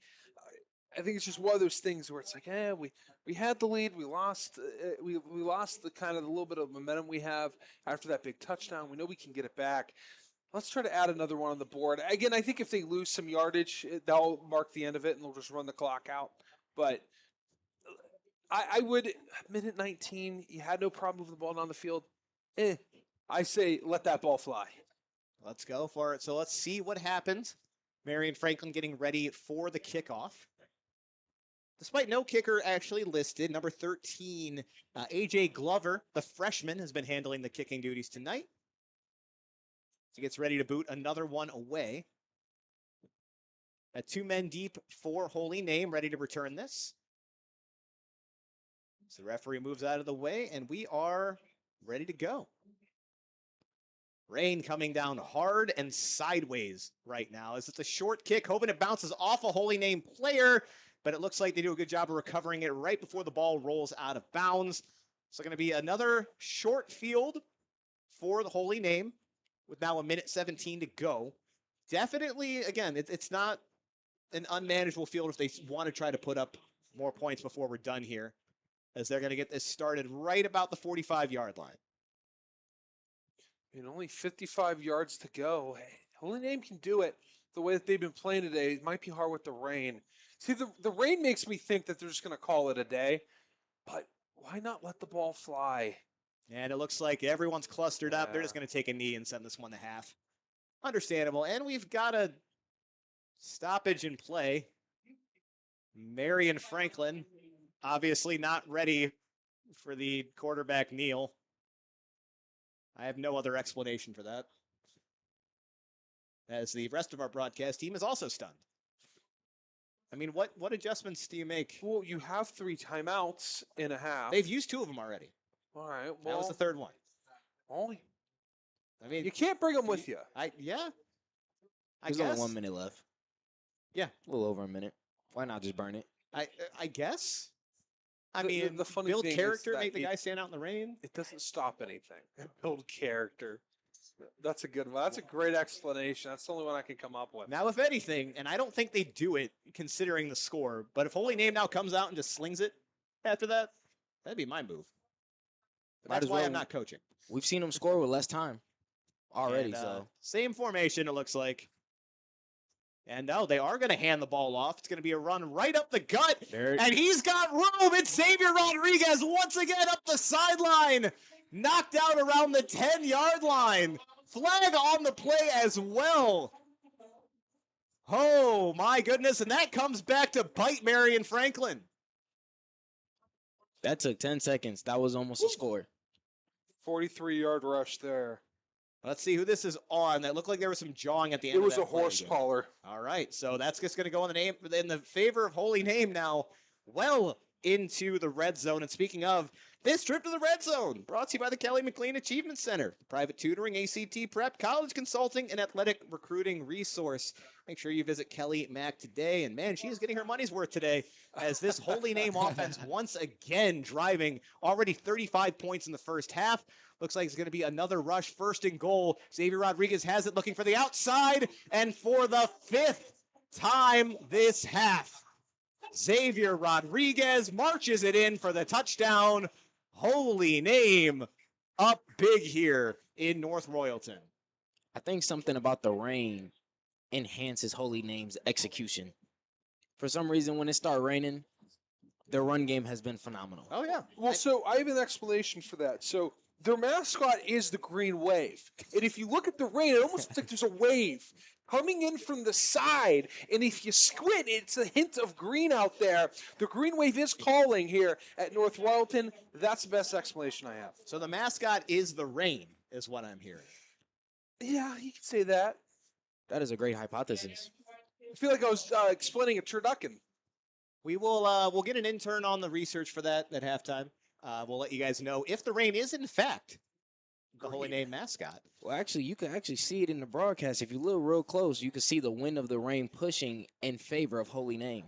So it gave him like an extra boost, if you know what I mean. There you go, yeah. And it was going towards their side of the field. That just makes Rodriguez faster. If Right? you can, because you can actually see it on the broadcast. If you Yes. kind of point up towards the light a little bit so they can see the rain. If you look up more to the right or to the left, if you pick a side. I mean, you can see it's just the rain. I mean, it just looks like light on the screen. That is rain. That is moving from left to right like that. I mean, I use the wave as a joke, but it looks like a wave of rain. I used it literally. I mean, No jeez. joke. No joke this way. It's a wave of rain. This is the most rain I think we've had on a broadcast. Yeah, with no lightning too. That's usually what we're afraid of. That's what causes the delays and slows things down. And like, again, nothing worse than getting out on the field, getting warmed up, and then having to sit around the locker room waiting for things to calm down. But again, keeps coming down. It looks like we're going to finish this game, folks, barring some completely unexpected lightning, as that kick is up and away. Short once again. Going to actually fall out of bounds, so that will be a penalty on Holy Name. Minute 5 to go for Marion-Franklin. We've seen the couple times they've scored, they've needed all of 10 seconds or so to do it. So we might not be done with the scoring here in the first half. And we will see what happens. Marion-Franklin coming back out onto the field. Gotta wonder, what would have happened if they just let him kneel that ball? No score would have happened. By the way, they were never nailing that ball. Same formation, 2 fullbacks. I think they were running that whole time. I mean, bringing in a different quarterback to hand the ball off. Yeah. Yeah, I think they were expecting it, and I think they were saying, "Hey, they're going to run the ball," and then they ran the ball, and they weren't expecting it. And they still weren't ready for it. No, Which that's credit to Holy Name, because again, that's know execution. Yeah, they've executed perfectly today, even with the rain. Now going to be 1st and 10 from their own 35-yard line. Another pistol set here. I say a fullback. That's an H-back. I mean, that's the true definition of an H-back. You line up like that, your hand's not in the dirt. A few weeks ago, you weren't there, but we saw Strongsville. Same formation, but the fullback had a hand in the dirt. This is an H-back formation here. Tailback behind. Pretty sure everybody in this backfield is an H-back for the Red Devils. And it's going to be a botch snap again. Quarterback forced to just fall on top of that one. Again, credit to Makai Ali for falling on that. I don't put a lot on him. It looks like that snap was low and to his left. But the clock continues to run now. Going to be 2nd and about 15. The offense hurries back up. I say hurry up. They're taking their time. I think they're pretty content with letting this clock run down because they know if they're going to score, it's going to be off of something explosive at this point. So not the worst thing in the world to kind of let the time go. You know, it's nice when you can be explosive as an offense, but there's no stability to that, right? It is so hard to score 59, 60 yards, especially against a tough defense that's filling up the box. 2nd and 16, going to be a carry. Close to the original line of scrimmage, but not much more than that. Montavian Robinson took that one. Going to be 3rd down and 11 when we come back. 20 seconds to go and counting. Maybe time for one more play if you're Marion-Franklin. And that's exactly what we're going to get. One receiver out to the left, one to the right, and a slot as well. Quarterback's going to keep it after faking the handoff, brought down after a short gain again. Makai Ali on the carry. Obviously not enough for the 1st down. And that, folks, is going to do it for us for the first half. No shortage of scoring here, folks. You're listening and watching to the Keon Sports High School Football Game of the Week. And right now, the visiting Marion-Franklin Red Devils trailing the Holy Name Green Wave 14-42. Stick around, folks. After some short ads, our very own Dominic Clary is going to present the Cement Mason Local 404 Union halftime show, where he will take you all around the world of Ohio high school football. Maybe he'll sneak in someone from Pennsylvania as well. He likes to do that sometimes. Obviously, a big player from the area was Dom, so who knows? You're going to have to stick around to find out. But we'll be back after these brief messages. This week's Keon Sports Game of the Week is brought to you by the Cement Mason Local 404 Union. Whether you're an experienced journeyman or an apprentice, their doors are open for you to join the union.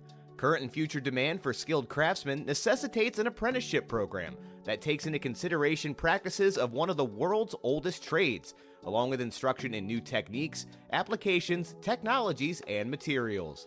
The Local 404 Cement Masons Joint Apprenticeship Training Program supports a world-class curriculum of instruction and on-the-job training for more than 40 apprentices annually. Union Cement Mason skills are honed with the most comprehensive apprenticeship training program in the industry. Climate Tech Inc. For 48 years, family-owned and operated Climate Tech has been the premier company for all HVAC services. For both residential and commercial, they have it covered. They offer free estimates on equipment replacement and 24-hour emergency service. Visit them at climatetech.com. Carrie Moscow LLC. Carrie Moscow is an Ohio-licensed independent social worker, psychotherapist, and mental performance mastery coach who's been providing therapy to young women and teens for over 16 years. She specializes in empowering young women in their late teens, 20s, and early 30s to gain mastery over their mind.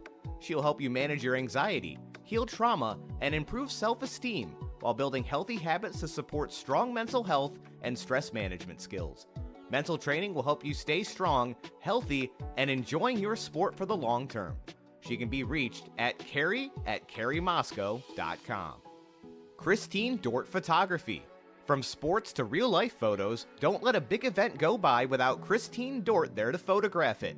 Find her today on Facebook or at www.christinedortphotography.com for all your photo needs. Dave's Golden Shear Barbershop.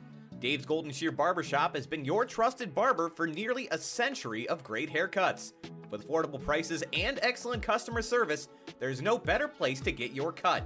It is located at 26915 Center Ridge Road in Westlake. Run some type of rule out here if they're going to pass it, but there is an overhang on the right. They need to be careful. Brock Sandich, the keeper, up the middle, keeps the legs churning, and he fought for that football. It was nearly ripped out of his hands by the edge rusher there. That was defensive end number 53, Rodney Harris, who nearly ripped that out of the arms of Rock Sandich, and Rock Sandich said, nope, give me that, I'm holding on to this, and reaches that arm towards the plane, broke it. Welcome on in to the Cement Mason Local 404 Union Halftime Show. I'm Dominic Clary. I am the color broadcaster here for this rainy night here at North Royalton. Is Holy Name, they're putting on a heck of a performance against Marion-Franklin. The score here is 42-14. You can see that on the bottom of the score bug. Make sure to stay in after the Cement Mason Local 404 Union Halftime Show. See the rest of this game. Marion-Franklin, they have some talent looking to come back. But we'll give you some of the scores that are on the Ohio High School Football Scoreboard Week 3 by Cole Daniel. It's live, so anytime you want to check the score, let's say in about 30 minutes, you're curious of what the score might be, go ahead and take a peek, and Cole will have the finest updates there. Brunswick 0-2 against Highland. They are struggling right now. This team trying to get their first win. Highland undefeated thus far, and it is showing on the scoreboard 14-0 in favor of the Hornets. Hudson, they're at Cleveland Heights. Hudson known for being a tough football team. Cleveland Heights just the same. They're 1-1. Hudson 0-2, but Hudson has the lead 7-0. Euclid is 0-2. They're going against Whetstone. Whetstone 0-2 as well. They are up 7-0 against Euclid. Medina 1-1 against 2-0 Wadsworth. Wadsworth, wow, they're up 21-7 against Medina, who's trying to find a new identity. And Erie McDowell near the Erie area of Pennsylvania. They're 1-1 on the year thus far. They're a powerhouse in the region of Western PA. They're playing against Menor. Menor up 29-0. Solon 1-1 record against Shaker Heights, 2-0. It is a tie ball game. Bree Mid-Park, they're going against Strongsville, a team that we covered week 1. Make sure to go on the YouTube page, see that game that they faced off against Avon Lake. But they are 0-2. They're winning 7-6. Strong performance thus far for the Mustangs against the Titans. North Olmsted, they are 0-2, looking for their first win against the undefeated Amherst Steel. The Eagles of North Olmsted, they're up 7-6. Glenville, they're against Avon. They're 1-1. Avon 2-0. Glenville up 12-10 in a close one. Chardon is going against 1-1 Avon Lake, but the undefeated Chardon, they're winning 21-7. Some other scores in the area. North Ridgeville, they have been on fire. They are going against North Royalton, who's 0-2. They've been struggling. North Ridgeville's up 10-0. That was a classic last year. That is also on the YouTube page. If you click on the live tab of the Key on Sports YouTube page, you can see that thriller and some of those highlights from that game. Those play on the broadcast as well. So make sure to tune in. That was a game-winning kick to end that one. That was just a year ago. Key on Sports Game of the Week. Valley Forge, they played on Thursday. They beat Garfield Heights. They won 25-0. That's their first win of the year. Trying to find some other games going on across the area. Copley, they're 1-1 against Twinsburg, who's 1-1. Twinsburg up 16-7. We'll see if there's any other scores that you need to know that are going on around the area. That might be it of the area of the teams that you're familiar with. Make sure to go on the website to see all of the articles we have. But Brandon hinted at it. I'm going to talk about a Western PA team. My Hickory Hornets, they won 65-6 the other day. They played on a Thursday. First time I think they played on a Thursday in a long, long time. The Hickory Hornets, they're on fire. Got to shout them out. That is it for the Cement Mason Local 404 Union. I'm Dominic Clary. We'll be back in about 5 minutes with more action. This week's Key on Sports Game of the Week is brought to you by Earth Flora. EarthFlora.com is the leader in the trade of botanical artificial plants and trees custom made with your vision in mind. Call them today at 440-899-4947 or visit them at www.earthflora.com. Make sure you enter code SAVE5 to save an extra 5% and get free shipping on orders of $100 or more within the inland United States. Lou Grasso Accounting and Tax Services. Your taxes and accounting needs must be handled by the very best, so you can rest easy. You can have that comfort of knowing your money is being handled by the experts with Lou Grasso Accounting and Tax Services. They prepare individual, corporate, nonprofit, and small business tax returns. They also specialize in investment and accounting and managing clients' QuickBooks with over $275 million in assets accounted for. Located in Avon, they prepare your federal, state, and city returns, which includes e-file and direct deposit. Please visit their website at www.lougrassotax.com for more info. Lilla Rose by Melissa Sawa. Sick of battling with pesky hair ties that give you a headache, constantly breaking and damaging your hair? Fed up with the endless readjusting because they just won't stay put? The team at Lilla Rose is committed to giving you quality, comfortable, and affordable hair accessories and essentials to help enjoy everyday beauty. Find out more by visiting Lila Rose by Melissa on Facebook or online at lilarose.com/MSOWA. Leadership 216. If you're looking to get back into shape, stay in shape, or get in better shape, then your next call needs to be to Leadership 216, as PJ Gordon knows nutrition and how to set you up on the right path. Look them up today on Facebook at LDRSHIP216. Lally's Handyman Service. From deck and fence building to indoor and outdoor remodeling, Lally's Handyman Service has you covered.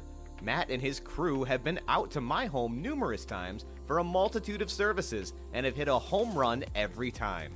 Repair, replace, and remodel with Lally's Handyman Service. Give them a call at 216-789-2047. Kelly McLean Achievement Center, the premier resource for high school athletes who wish to continue to play in college. They provide a one-on-one consultative approach to help students determine their needs and goals. Visit them online at kellymac.com. Jenny's Popcorn. You can find their flavors anywhere popcorn is sold, including Giant Eagle and Mark's. Visit them online at jennyspopcorn.com or in person at 38727 Taylor Parkway in North Ridgeville, Ohio. They have everything from butter, cheese, caramel, and everything in between at this popcorn paradise. Jennifer Heron Underwood of Howard Hanna. Jennifer Heron Underwood of Howard Hanna has been an agent for 24 years. She brings her clients' experience and trust with every transaction. She specializes with first-time sellers, senior citizens, downsizing, and right-sizing. From the west side of Cleveland and Cuyahoga County to Lorain County, especially southern Lorain County, she will have you covered. Reach out to her today at Jennifer Heron Underwood at howardhanna.com or visit her online at jenniferheronunderwood.howardhanna.com. JBL Roofing and Construction. JBL is a licensed, bonded, and insured contractor with the experience to complete any job needed for your home or property. Let their team of professionals help you with vinyl siding, windows, roofing, and gutters. Get the job done right the first time and stress-free with JBL. Call them today at 330-677-9463 or visit them on the web at jblrc.com. Irene's Aesthetics. They have skincare for all skin types. They have a variety of facials, peels, microdermabrasions, and dermaplaning. Reach out to her at irene'saesthetic@gmail.com or by phone at 440-455-1621. Infinity Wellness. Infinity Wellness is a premier couture wellness center that provides the most advanced devices, procedures, and products. Our team is dedicated to helping you become more confident in your own skin. From IV hydration and weight loss treatments to hormone therapy, we can certainly provide the wellness center treatments you desire. Call them today at 234-546-1110. Helicopter Crew Entertainment. From weddings and corporate events to MC needs and social gatherings, you'll need a great DJ service. How about a grad party or retirement? They should be your first and only call. You can reach them at helicoptercrewentertainment@gmail.com or look them up on Facebook today. Helene Kia. Looking for a new or used car? Check out our guy Jim McConville at Helene Kia in North Olmsted on Lorraine Road. Jim is a member of the auto community for the last 20 years and will treat you right no matter your car buying need. He's an expert at new and used car deals, including trade-ins and financing. Great Lakes Training. Great Lakes Basketball caters to athletes of all ages and experience levels with a wide variety of training techniques. Book your first session today at www.greatlakesbasketball.com or email Coach J at coachj@greatlakesbasketball.com. Gotcha Covered Avon. Their team of experienced design consultants are experts in helping you find the right window treatments for your home or business. Swing by their showroom at 2525 Nagel Road in Avon to see for yourself how they can make your entire living room or any room look better with just a few small suggestions and a low cost. You can find them online at gotchacovered.com/Avon. Frankie's Italian Cuisine. Looking for a place to enjoy a post-game meal? Love Italian food? Frankie's Italian Cuisine has you covered from meatball to lasagna. Visit them tonight at 4641 Great Northern Boulevard in North Olmsted and taste the 50-plus years of legacy for yourself. Every Step Seniors. Every Step Seniors is a relocation service helping seniors to downsize and move. They handle every step of the way, including packing, moving, setup, home cleanouts, donations, and home sale prep services. Look them up online today at www.everystepseniors.com. Mangia Bella Italian Goods. If you love Italian food like we do, then you need to swing over to Mangia Bella Italian Goods at 22560 Lorraine Road in Fairview. This family-run business knows that a happy belly is a full belly. From vintage homemade pasta to meatball subs the size of your head, you will be in a food lover's paradise. You've tried the rest, now have the best. Maxim Lacrosse. Maxim Lacrosse will demand players embody the game by giving and receiving respect and understanding that character counts. Mickey Mart. The Moose is on the loose at Mickey's. Your local Mickey's is open now for the food and fuel you need to keep your family moving. Be sure to use your Mickey Mart Rewards card to quickly rack up amazing member-only deals, including free food and beverages. Mickey's is a proud supporter of our local school systems through our Fuels Schools program and is excited to team up with Keon Sports to bring you all the finest moments in local sports, information, and entertainment. Search for Mickey Mart or visit www.mickeythemoose.com. That's mickeythemoose.com to find a location near you. MDG Flooring. If you're in need of quality flooring for your home or office, look no further than MDG Flooring America in Medina. There is nothing that Steve and his talented staff cannot handle. Call them today at 330-725-5252 or stop in and visit them in person at 3812 Pearl Road in Medina. My Medicare Network. My Medicare Network is a local insurance agency that specializes in helping seniors compare and enroll into a Medicare insurance plan. They represent all major carriers, which will save you time and frustration. And when working with My Medicare Network, you'll be confident you selected the best plan for your needs.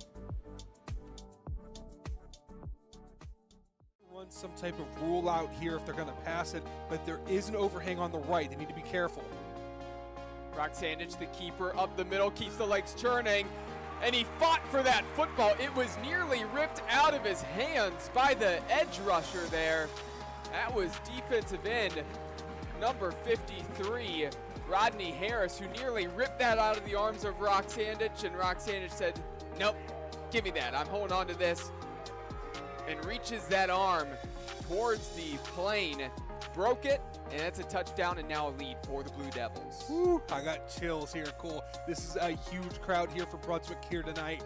And Roxandich gave them something to cheer for. Going in, a lot of people doubted Brunswick. It's an early lead. They have to stay consistent. Anytime this Cleveland Heights team has their talented players, their smart players on the field, they have a chance to win the game. They need to be a little bit more. The adrenaline stops you. They need to get back up to that pace here.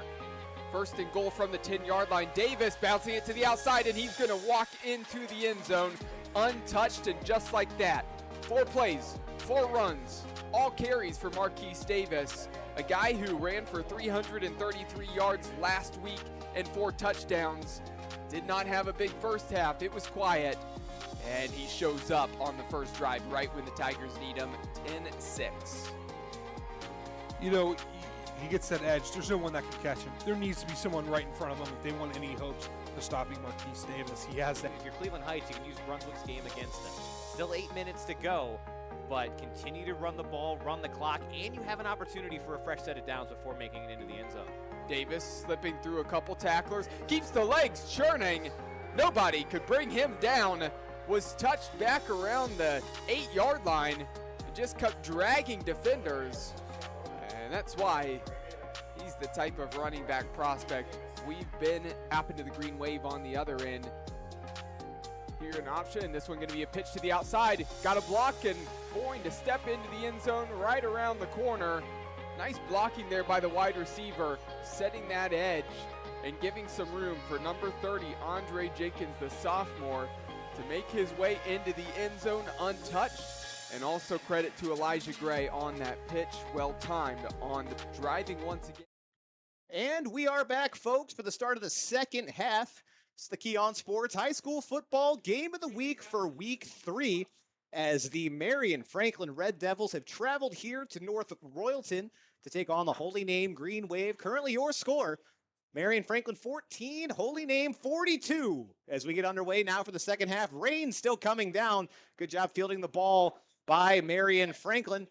So that returner is going to get brought down rather quickly. Number 6, Gavin Collins. Good job hauling that one in. Marion-Franklin down big, but they are going to start this half with the ball. What adjustments are you hoping to see out of them, guys? Well, for starters, I'm hoping that after in the halftime that they talked about patience. We realized that a lot of the times they were snapping the ball, they were rushing, they were fumbling. They just have to secure it first before they make any more moves. Yeah, I think it's just finding consistent and sustainable offense. I think seeing them move the chains a few times. We haven't really seen them move the chains too often. If we can see some consistency in that department, they're going to get rolling here. And if they need defensive stops as well, we can talk about that when Holy Name has the ball. Red Devils going to start from their own 36-yard line. Man in motion now, heading on the far side of the field. Ball is snapped, hand off to the back.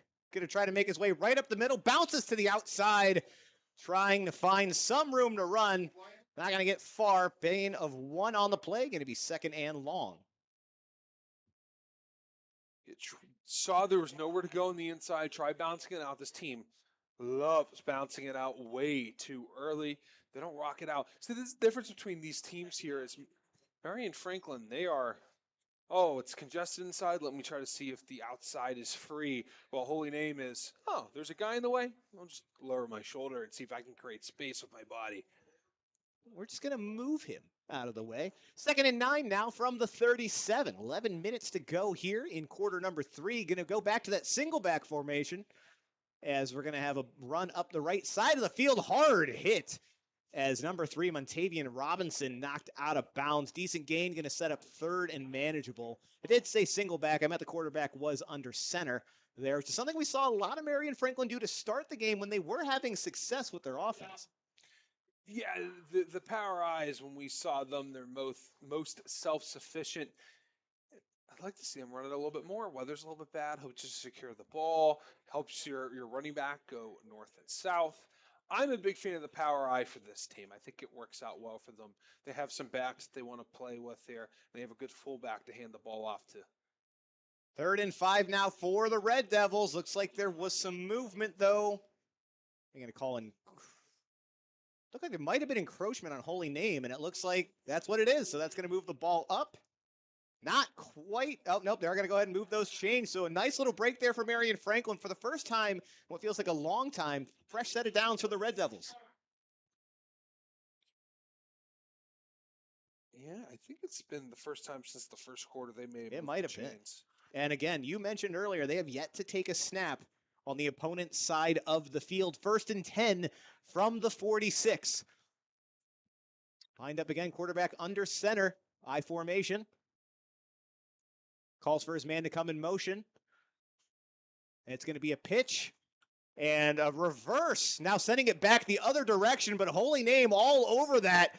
They're going to bring him down in the backfield. Good job by the back trying to stay on his feet there. A little bit of trickery from Marion-Franklin. Does not pay off, though. It almost looked like that wasn't intended for the person it was thrown to. A little bit, yeah. And then he panicked and started running the other direction. Yeah, so here's what happened. So that was a pitch there to number 12. We've seen him get the ball pretty often there. The pitch was the black. And number 23 decided he wanted it instead. And instead of going where the blockers were in front of him, he said, I'm just going to go the other way. And it didn't work out. He really likes cutting it back. It's almost like as soon as he gets the ball, if he sees one green helmet, it doesn't even matter if it's near him. He just wants to turn around and go the opposite direction. Second and 15 now for Marion-Franklin. About 10 minutes to go here in the third quarter. And that play is going to be blown dead shortly after they get off. Penalty marker, looks like a couple people pointing towards Marion-Franklin, and it's going to be a delay of game against the Red Devils. That's a mistake that you do not want to see. Finally had some momentum going your way. Had a broken kind of play that brought you back a few yards. Now the penalty is going to set them up in second and very long. Second and 20.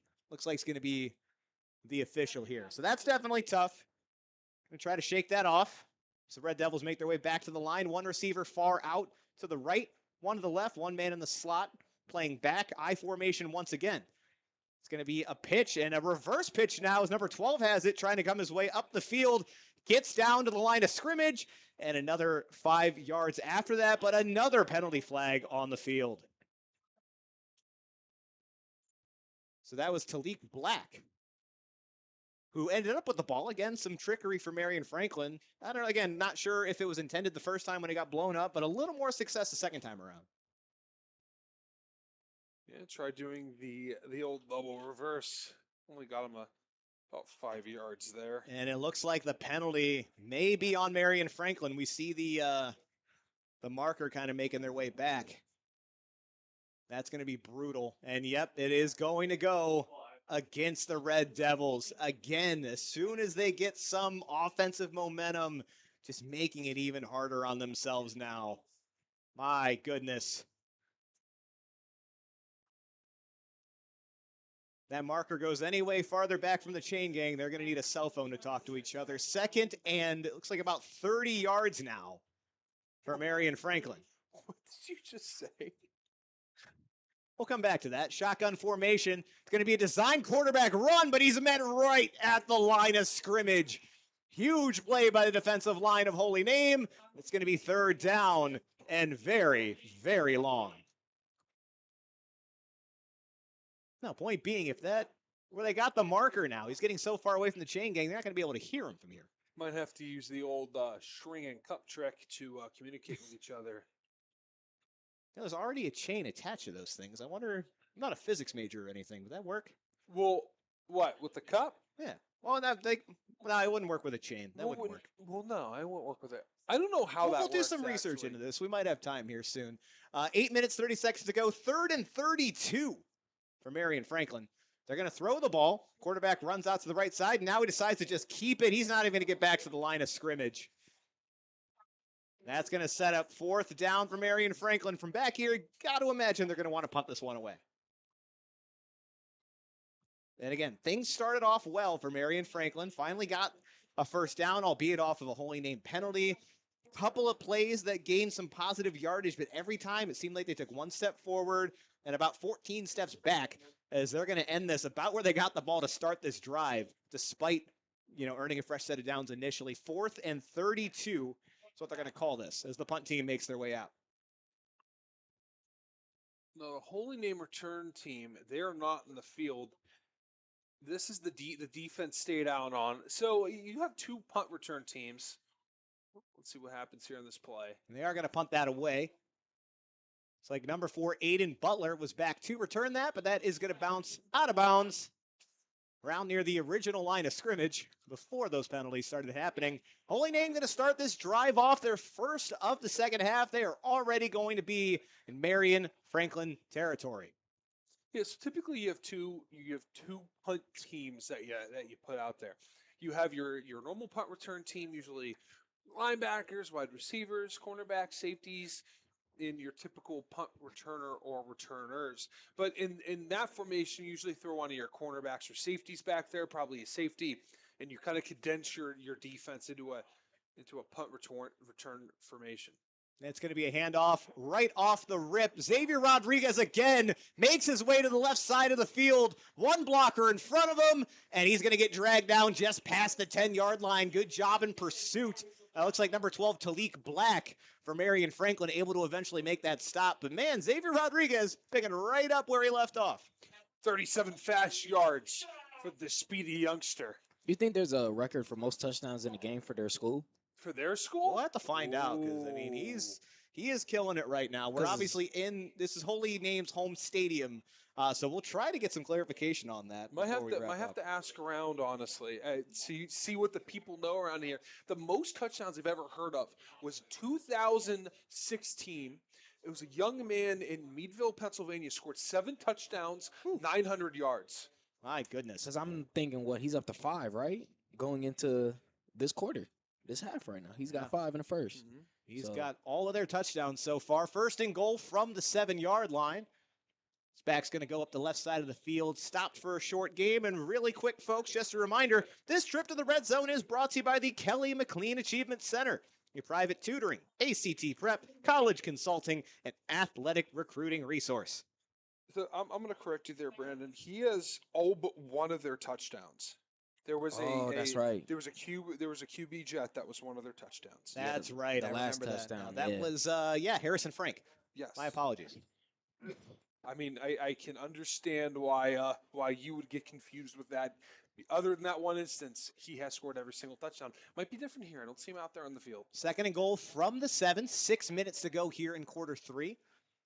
Quarterback drops back, looking up the right side of the field, and nobody home. Threw that one just a little bit short. Looked like Nicholas Nemeth was the intended receiver. He was open. Ball falls about 10 yards short of his feet. Yeah, almost look like a levels concept. Usually levels is going inwards. There's multiple in routes going in. That was multiple out routes going in. Not typical for a levels concept.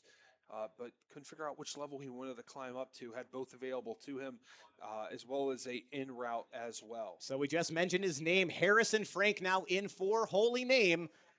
And he's going to hand it off. Back's looking for some room up the right side, fighting his way forward, and he's into the end zone. Touchdown, Holy Name. Looking for the back that carried that one there.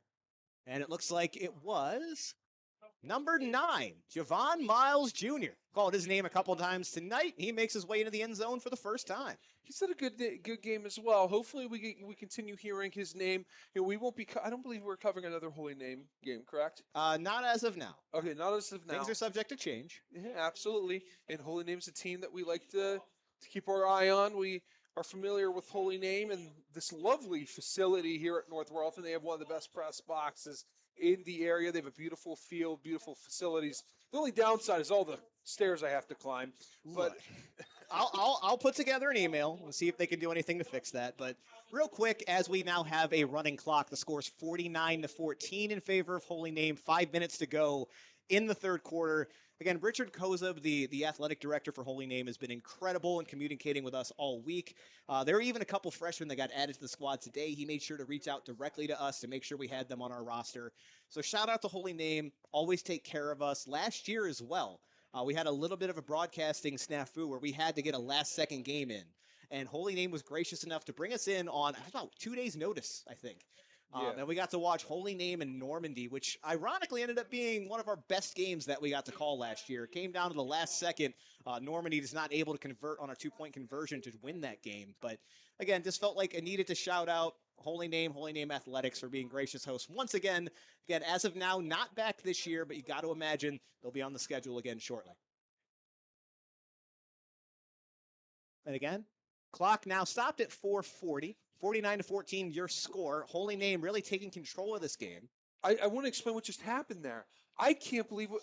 So they're going to throw the flag there. They're arguing about it, though. So he touched it right when he was about to get out of bounds. So if you touch the ball while you're out of bounds, right, your foot's out of bounds, you touch the ball on the kickoff return. That's a penalty, That's right? a penalty. Yeah. But the thing is, he's arguing that his foot was not down yet. And he may be right. I don't know. I wish we could see it again. That was weird play. They're arguing that his foot wasn't down. They're saying it was. So they're still arguing. And the clock is still going at 4 minutes and continuing the count. This is weird. So while they sort that out, folks, looks like we get a call in a second. Anyone that's not familiar, if you happen to be tuning in for the first time, Ohio high school football rules do indicate that a running clock will start going once there's a 35-point lead. Obviously, Holy Name is up exactly 35 right now, which is why we're down to 3 minutes, 50 seconds to go. And it does look like ultimately they do call the penalty on Holy Name. So the referees seem to think that the player was out of bounds when he touched it. So a little bit of a break for Marion-Franklin. They're going to start now on the 35-yard line as they look to try to find a way to climb back into this game. Again, touchdown each in the first and second quarter, but really seems like this team has just never gotten comfortable. Once again, 1st and 10 from the 35. One receiver out to the right, one to the left. Looks like we're going to get I formation again. Number 5, Makai Ali still sitting in at quarterback. And he bumbles a snap, but he does take it and tries to run right up the middle of the field, but Holy Name having none of that. He's brought down by about 6 different defenders on that Holy Name defensive line. Holy Name's going to have their struggles this year. I mean, Xavier Rodriguez, Jr., Connor Jamison, the starting quarterback, sophomore. Who else do we have here? Their junior quarterback that goes in from time to time is a junior, and Harrison Frank. I mean, Javon Miles Jr., he's a sophomore. I mean, this team is It's a good young across team. the border. Yeah. And they're going to struggle this year. They're going to fight for the playoffs. They were on the edge last year. This year, they believe they have a team to do it. They have a young team to do it. 2nd and 8 now as the back tries to make his way up the left side of the field. And again, like we've seen over and over again, plants and tries to go and reverse field. Montavian Robinson that time attempted it. And this feels like it's not 1 or 2 players. That's all. This seems to be the mentality, which, and here's my theory on it. Maybe I'm wrong. Dwayne Galloway, he's the best player on the field for Marion-Franklin. Maybe the best player on the field in general. We just haven't gotten to see a ton from him tonight. He's done that twice, and he has scored twice doing it. It feels like everyone else is trying to do the same thing, but this man is just incredibly gifted. He can get away with it, right? That goes against kind of everything you're taught, generally speaking, as a running back or a receiver. Take the yards, take the daylight that you have. Also, they've given him the ball less and less. They are putting him on the top of that offense. They are not throwing the ball, and if they do, they are bubble screens. So he's fumble. Out wide again, and yeah, fumble. Looks like Marion-Franklin able to just fall on top of that. Do you think that may have been a pass, at least what they were going for? There were a couple guys downfield for Marion-Franklin by the time that ball was picked up. But that's going to be 4th down and about 8. Looks like the punt unit's going to be coming out. Aiden Butler going back in a return position to bring this one back for the Green Wave.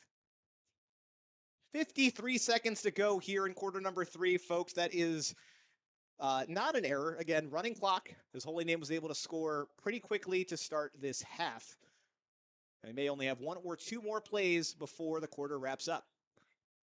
And it was a delayed punt. Looked like he thought about doing something else with it for a second. And Holy Name's going to let that ball fall where it is, not going to risk it with the rain. About 30 seconds left on the clock. When they do come back out, they're going to be starting close to their own 40-yard line.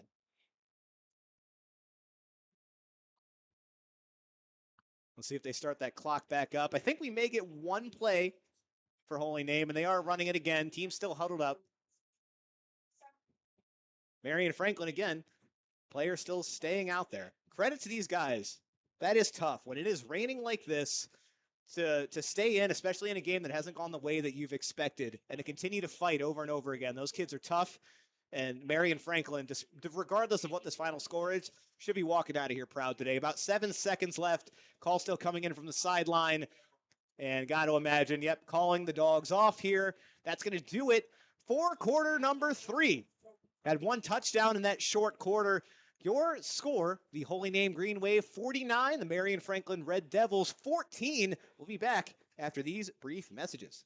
This week's Key On Sports Game of the Week is brought to you by Realtor Marlene Bloomfield. Marlene will go above and beyond to provide the highest and most professional services to you and your family with all of their home buying or selling needs. She wants to help you find your new forever home with ease. She is a fantastic realtor and genuinely has your best interest in mind. She can be reached at 440-822-0611 or swing by and visit her in person at 26107 Detroit Road in Westlake. Nancy's Main Street Diner. They only prepare your meals with the freshest ingredients. Dishes are made to order as they never use heat lamps and they take no shortcuts whatsoever. They're located at 426 Main Street in Grafton, Ohio. Nancy's Main Street Diner is your choice for all 3 daily meals.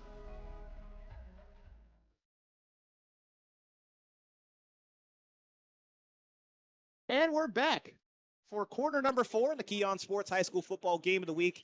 Folks, we do apologize. I missed 1 snap. Looks like they're trying to get things going quickly.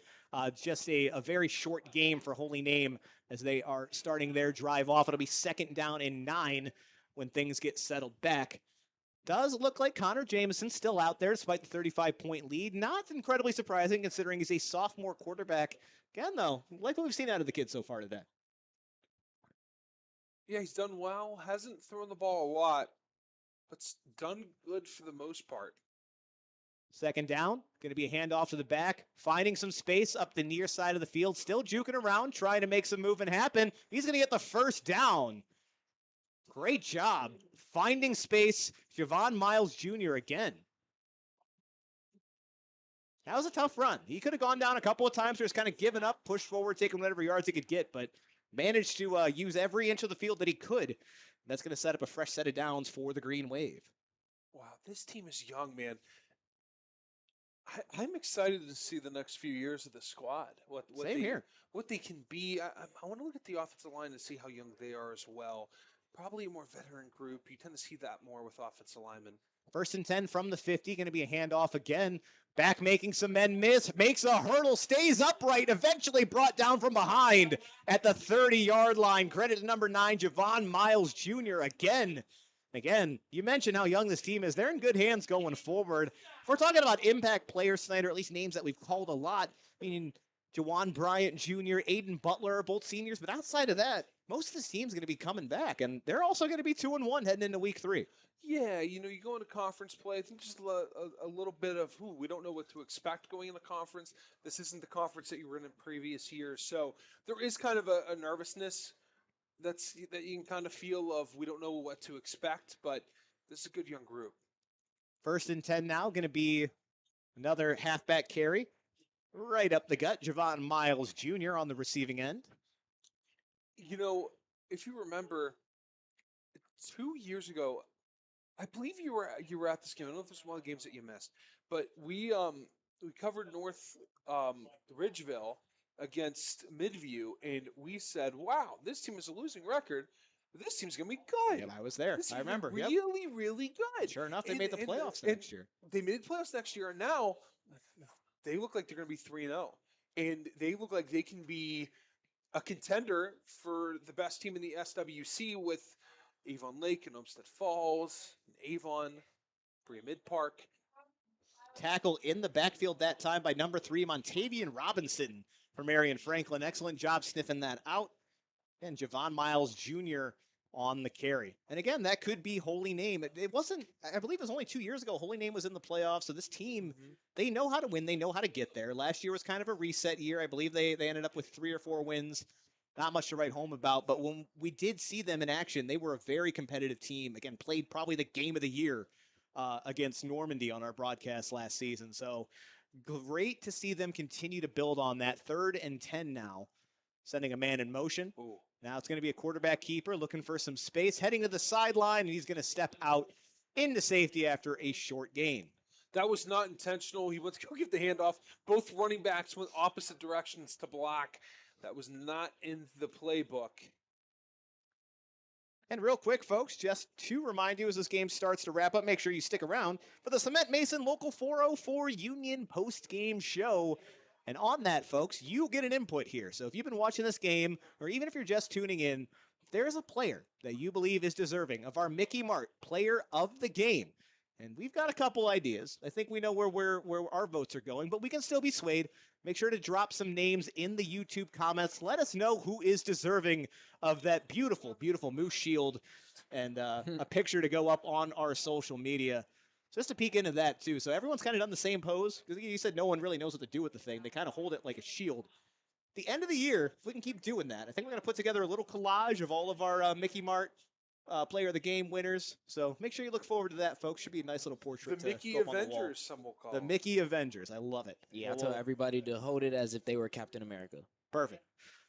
So again, folks, you still got time to put in who you think it's going to. I got to shout it out, though, folks. If you're watching the first half, Xavier Rodriguez has had an absolutely incredible game. He's definitely a player that's deserving. Again, we talked about Connor Jameson's done a great job of running this offense. Now in the second half, Javon Miles Jr. quietly having a great game as well. Plenty of names on the Holy Name side, as it does look like they're going to walk away with the win today. 1st and 10 for Holy Name. They are at the 26-yard line, about 6 minutes, 40 seconds to go as the clock continues to run. And I did say Holy Name. I apologize. Marion-Franklin with possession as that ball is bumbled. The snap fell out. They were going to fall on the ball, but the player eventually grabs it. Now he's got some room to run. One man to beat, but he's making his way up the sideline. Another tackler comes in. He avoids him. And this is going to be another touchdown for Marion-Franklin. Dwayne Galloway taking what was a completely broken play and housing it. My goodness. This is insane. So with that, the clock does stop. And even when it's not designed to go to him, Dwayne Galloway, anytime he touches the ball, he is making the most of it. You can say that again. I think if I'm counting correctly, that's 76 yards. It was a lot. It was a missed snap. The ball went a lot further back. Maybe So wait, to the 5-yard do you line. measure that by the line of scrimmage or where he got the ball from? Because that's If it's a fumble, it would be from where he picks up the ball. okay. So that's about an 86 Yeah, maybe a little. yard touchdown. Maybe 90. So, folks, again, Yeah, that's I would. I I'm would gonna put say that, he I would was- put that as a 90-yarder. He was definitely close to about the 10-yard line for sure. so I will say this. Obviously, Holy Name is still up. Marion-Franklin fans, if you are watching this game, I think we can be swayed if we get enough people commenting and putting in for Dwayne Galloway. He's definitely deserving of recognition as well. He could be our Mickey Mart player of the game. Again, every time he's touched the ball, has he had a gain of less than 60 yards? I mean, this kid's been absolutely incredible. So again, Marion-Franklin proud. Go on our Facebook, or just our Facebook, wow. Go on our YouTube page. Make yourselves heard. Because again, there's still time. Get your votes in. Maybe the first time in a long time we have a player of the game from the losing team. And it looks like there's going to be another botched snap as the holder tries to fall on top of it. So that will obviously be no good. 6 minutes, 14 seconds to go, folks, in this game. Holy Name 49, Marion-Franklin 20. Again, kind of a bizarre touchdown from Marion-Franklin, which seems to be kind of the story of the day for them. You know, plays breaking down, getting the balls into your playmakers' hands. That's how they've been able to put up 3 touchdowns to this point. But let's not take anything away from Holy Name. They've played a complete game here so far. Yeah, so he has about 210 yards, give or take. 3 touchdowns off of those. So those 210 yards, I didn't measure any other carry that he had, if any.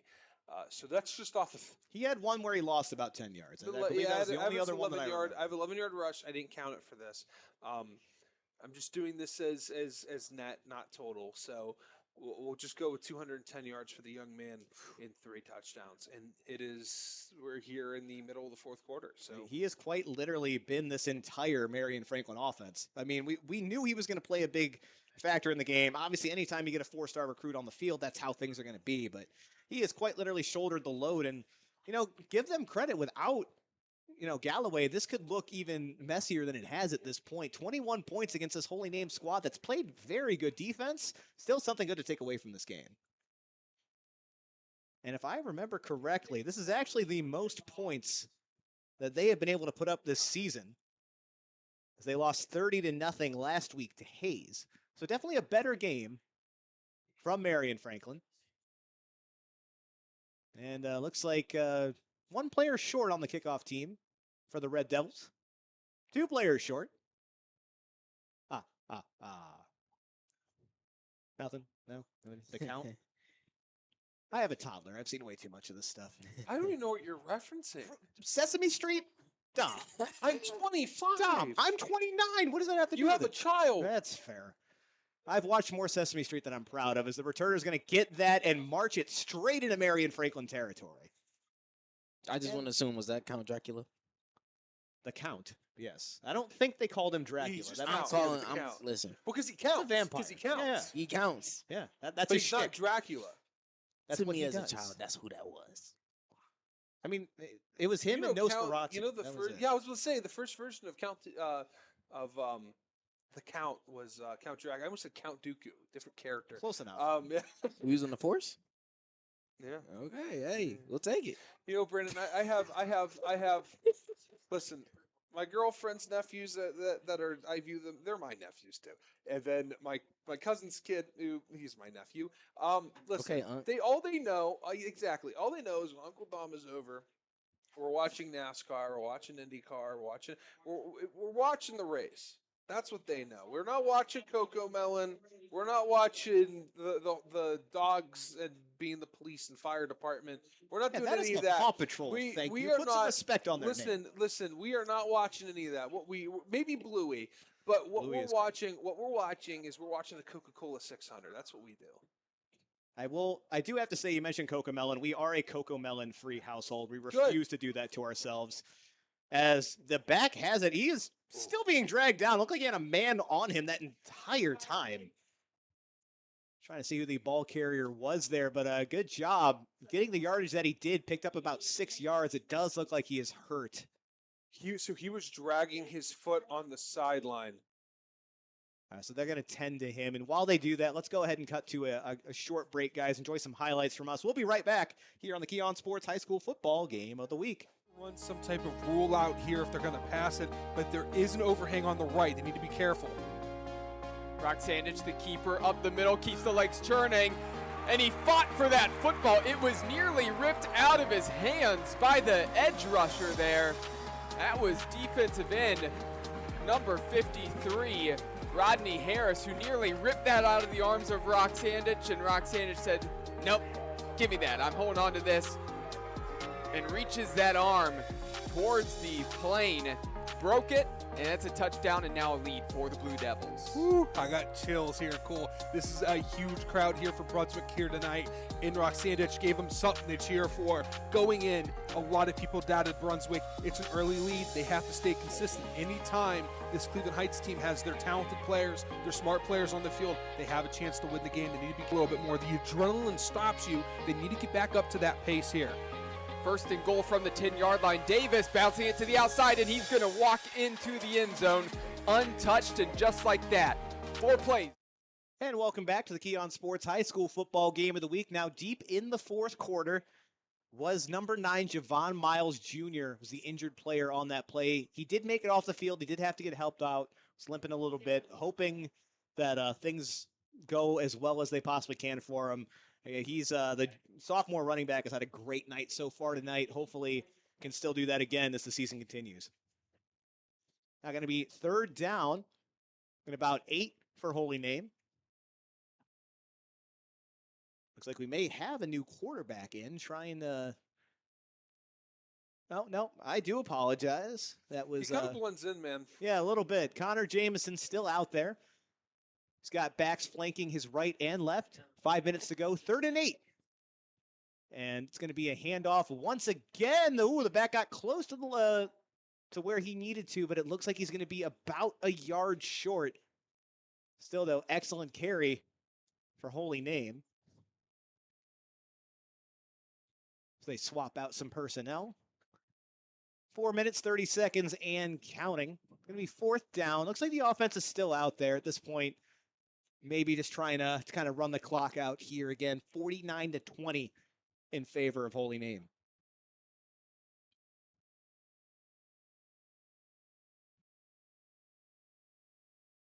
Team breaks. They're going to go for it. 4th and 2 from the 26-yard line. Deep in Marion-Franklin territory. Quarterback has it. It's going to be a handoff once again. Back powers his way up. And that's going to be enough for the first down. We'll try to grab you. Who was on that carry. Looks like they got a new back in the game. Lucas Dotson, the junior running back. Again, nice couple of power carries. It'll be enough to give Holy Name a first down. Although it looks like might not be as a sure thing as we thought up here. They're still discussing this. 4th down marker is still out. And what's going on here, folks?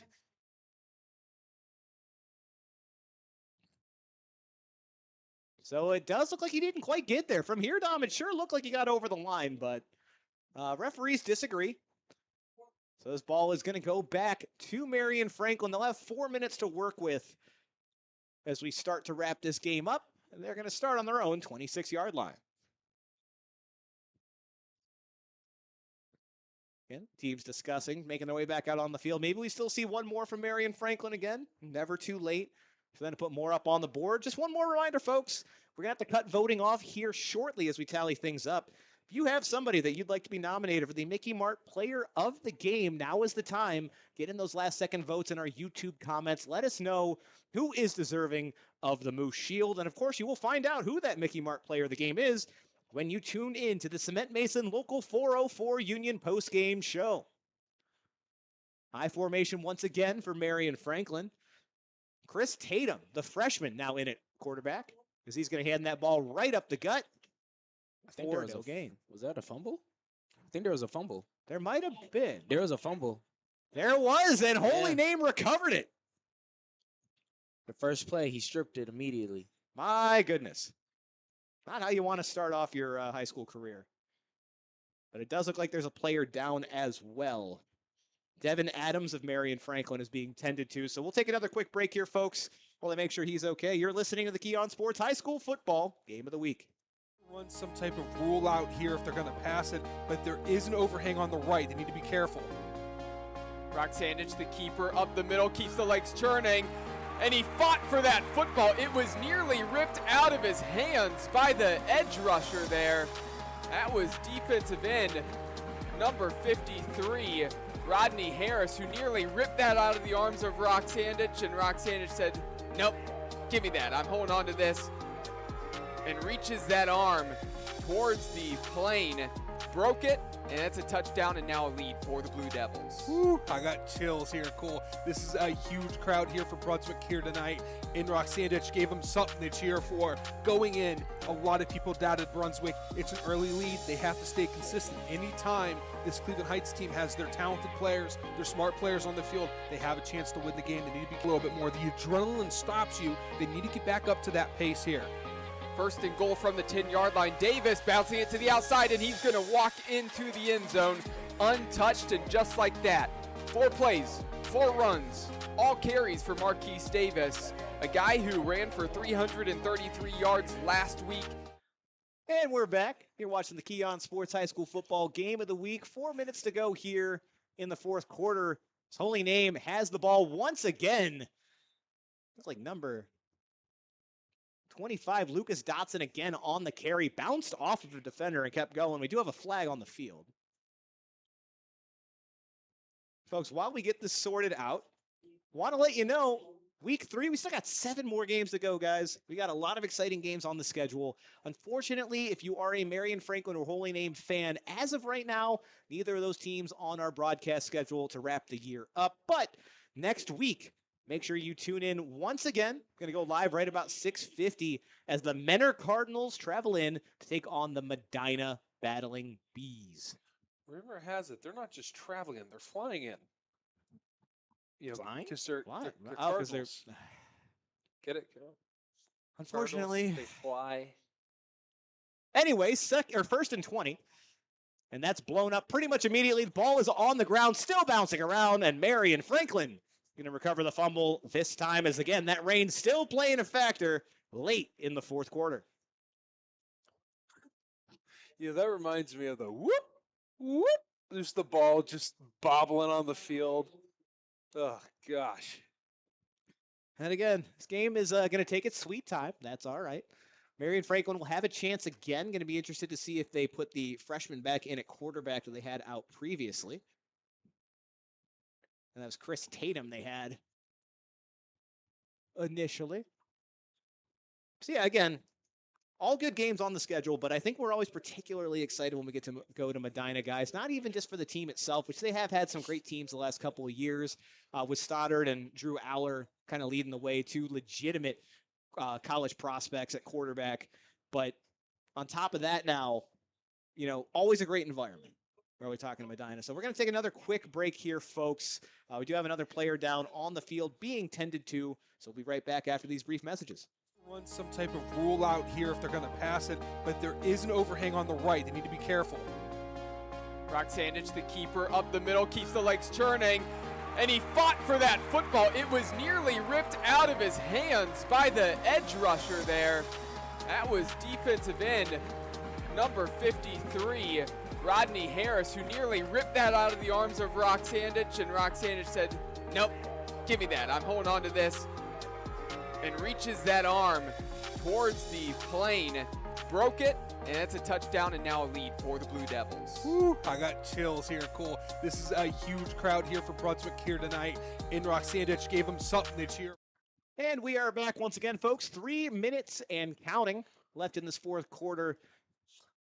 Going to be a snap. The ball is on the ground again for the third time in the last 4 plays. Does look like Marion-Franklin recovers this time. Currently, your score, the Marion-Franklin Red Devils 20, the Holy Name Green Wave 49, putting on an offensive performance for the ages here in North Royalton. 2 minutes, 40 seconds to go and counting. His reign has been relentless since the second quarter. 2nd and 12, I formation once again. Chris Tatum in at quarterback for the Red Devils. And that ball is bobbled again as Marion-Franklin getting visibly frustrated that they can't seem to hold on to this ball. And Holy Name will once again take back over on offense. So here's the problem. This is a team that most likely doesn't have JV games. They just don't have the roster size. It happens, right? So you have number 10, who is a freshman, I do believe, if I'm right, Chris Tatum. He's a freshman quarterback. He's 5'6", 155. So he's a talented individual that has a good career ahead of him here at the high school level, and hopefully one day beyond if he's able to. He's not getting the snap because he probably doesn't get much of any reps at all, and you got to feel for the kid. He has fumbled the ball nonstop. And it looks like another low snap picked up by number 40 for Holy Name. Going to get dropped for a fairly decent loss. Good job just, kind of recovering there. But, yeah, again, this game pretty much wrapped up at this point. I think we're just going to kind of let the clock. So they're it looks like they're putting the starters in. They're going to run this out. They're going to kneel it. Because they got all the starters there together. I think the coach is just like, all right, I need to get this over with. It's understandable. Again, it's been sloppy because it wasn't even just Marion-Franklin having ball security issues. Holy Name actually fumbled to give them the ball back there. So again, at this point, you're just hoping to wrap this up without anybody else getting hurt. I mean, if you're Marion-Franklin, you know what you got to work on. You know who you got to get the ball to and what worked for you in this game. And then if you're Holy Name, again, a lot of great things to take from this. You kind of got to dictate the game from beginning to end, disciplined on every aspect of the game. A lot of good things to talk about, as you said, going into conference play next week, as Holy Name does take a knee out of the shotgun formation. That's going to back them up, obviously. I'll tell you what, this timer is dwelling off. I don't want to say this. Holy Name might have some of the prettiest uniforms we see. Oh, my goodness, yeah. Those helmets are stunning. With the white face masks and the all-black jerseys. It's the pine green. And folks, Looks phenomenal. Just to let you guys behind the scenes a little bit, when you're calling games like this, especially in bad weather, there are some uniform combinations that we've seen that make it very, very difficult to call because you can't read them. Specifically, and I love North Royalton where we are now, they have one uniform combo that they use that's camouflage with black numbers on it. Tough for a broadcaster. Great uniform to look at, though. All that said, folks, going to let the remaining 14 seconds fall off the clock here. A dominating performance today from the Holy Name Green Wave. Again, folks, make sure you stick around for the Cement Mason Local 404 Union post-game show as we wrap things up, give you our Mickey Mart player of the game. But that'll do it for week 3, folks. Your final score, the Holy Name Green Wave 49, Marion-Franklin Red Devils 20. I'm going to take a break here for some short ads. We'll be right back with the post-game show. This week's Key On Sports Game of the Week is brought to you by Westside Flea. Westside Flea began with an idea to offer creative, talented vendors an affordable venue to showcase their items in the Westside suburbs, a market where everyone could attend for free and find items at all price points. A free fun day for the whole family, including pets on a leash. Village Coffee and Creamery. From the founders of Nancy's Main Street Diner comes Village Coffee and Creamery. They have everything from dessert, lunch items, and coffee to ice cream and every kind of sweet treat you could think of. They are located at 486 Main Street in Grafton. Tech Corp LLC. Through a relentless commitment to quality and service, Tech Corp LLC has developed a reputation for delivering work that exceeds expectations. They have the knowledge and experience to handle projects of any size and scope. Tech Corp LLC specializes in commercial and industrial roofing and offers assessment management programs, inspections, infrared scanning, restoration, project knowing your loved one is going to be well taken care of in their most pivotal moments of retirement. At Nurse Practitioner Health Services, we provide prompt, outstanding medical services to long-term care and assisted living facilities in Northeast Ohio. Visit them at nphealthservices.com to find out more.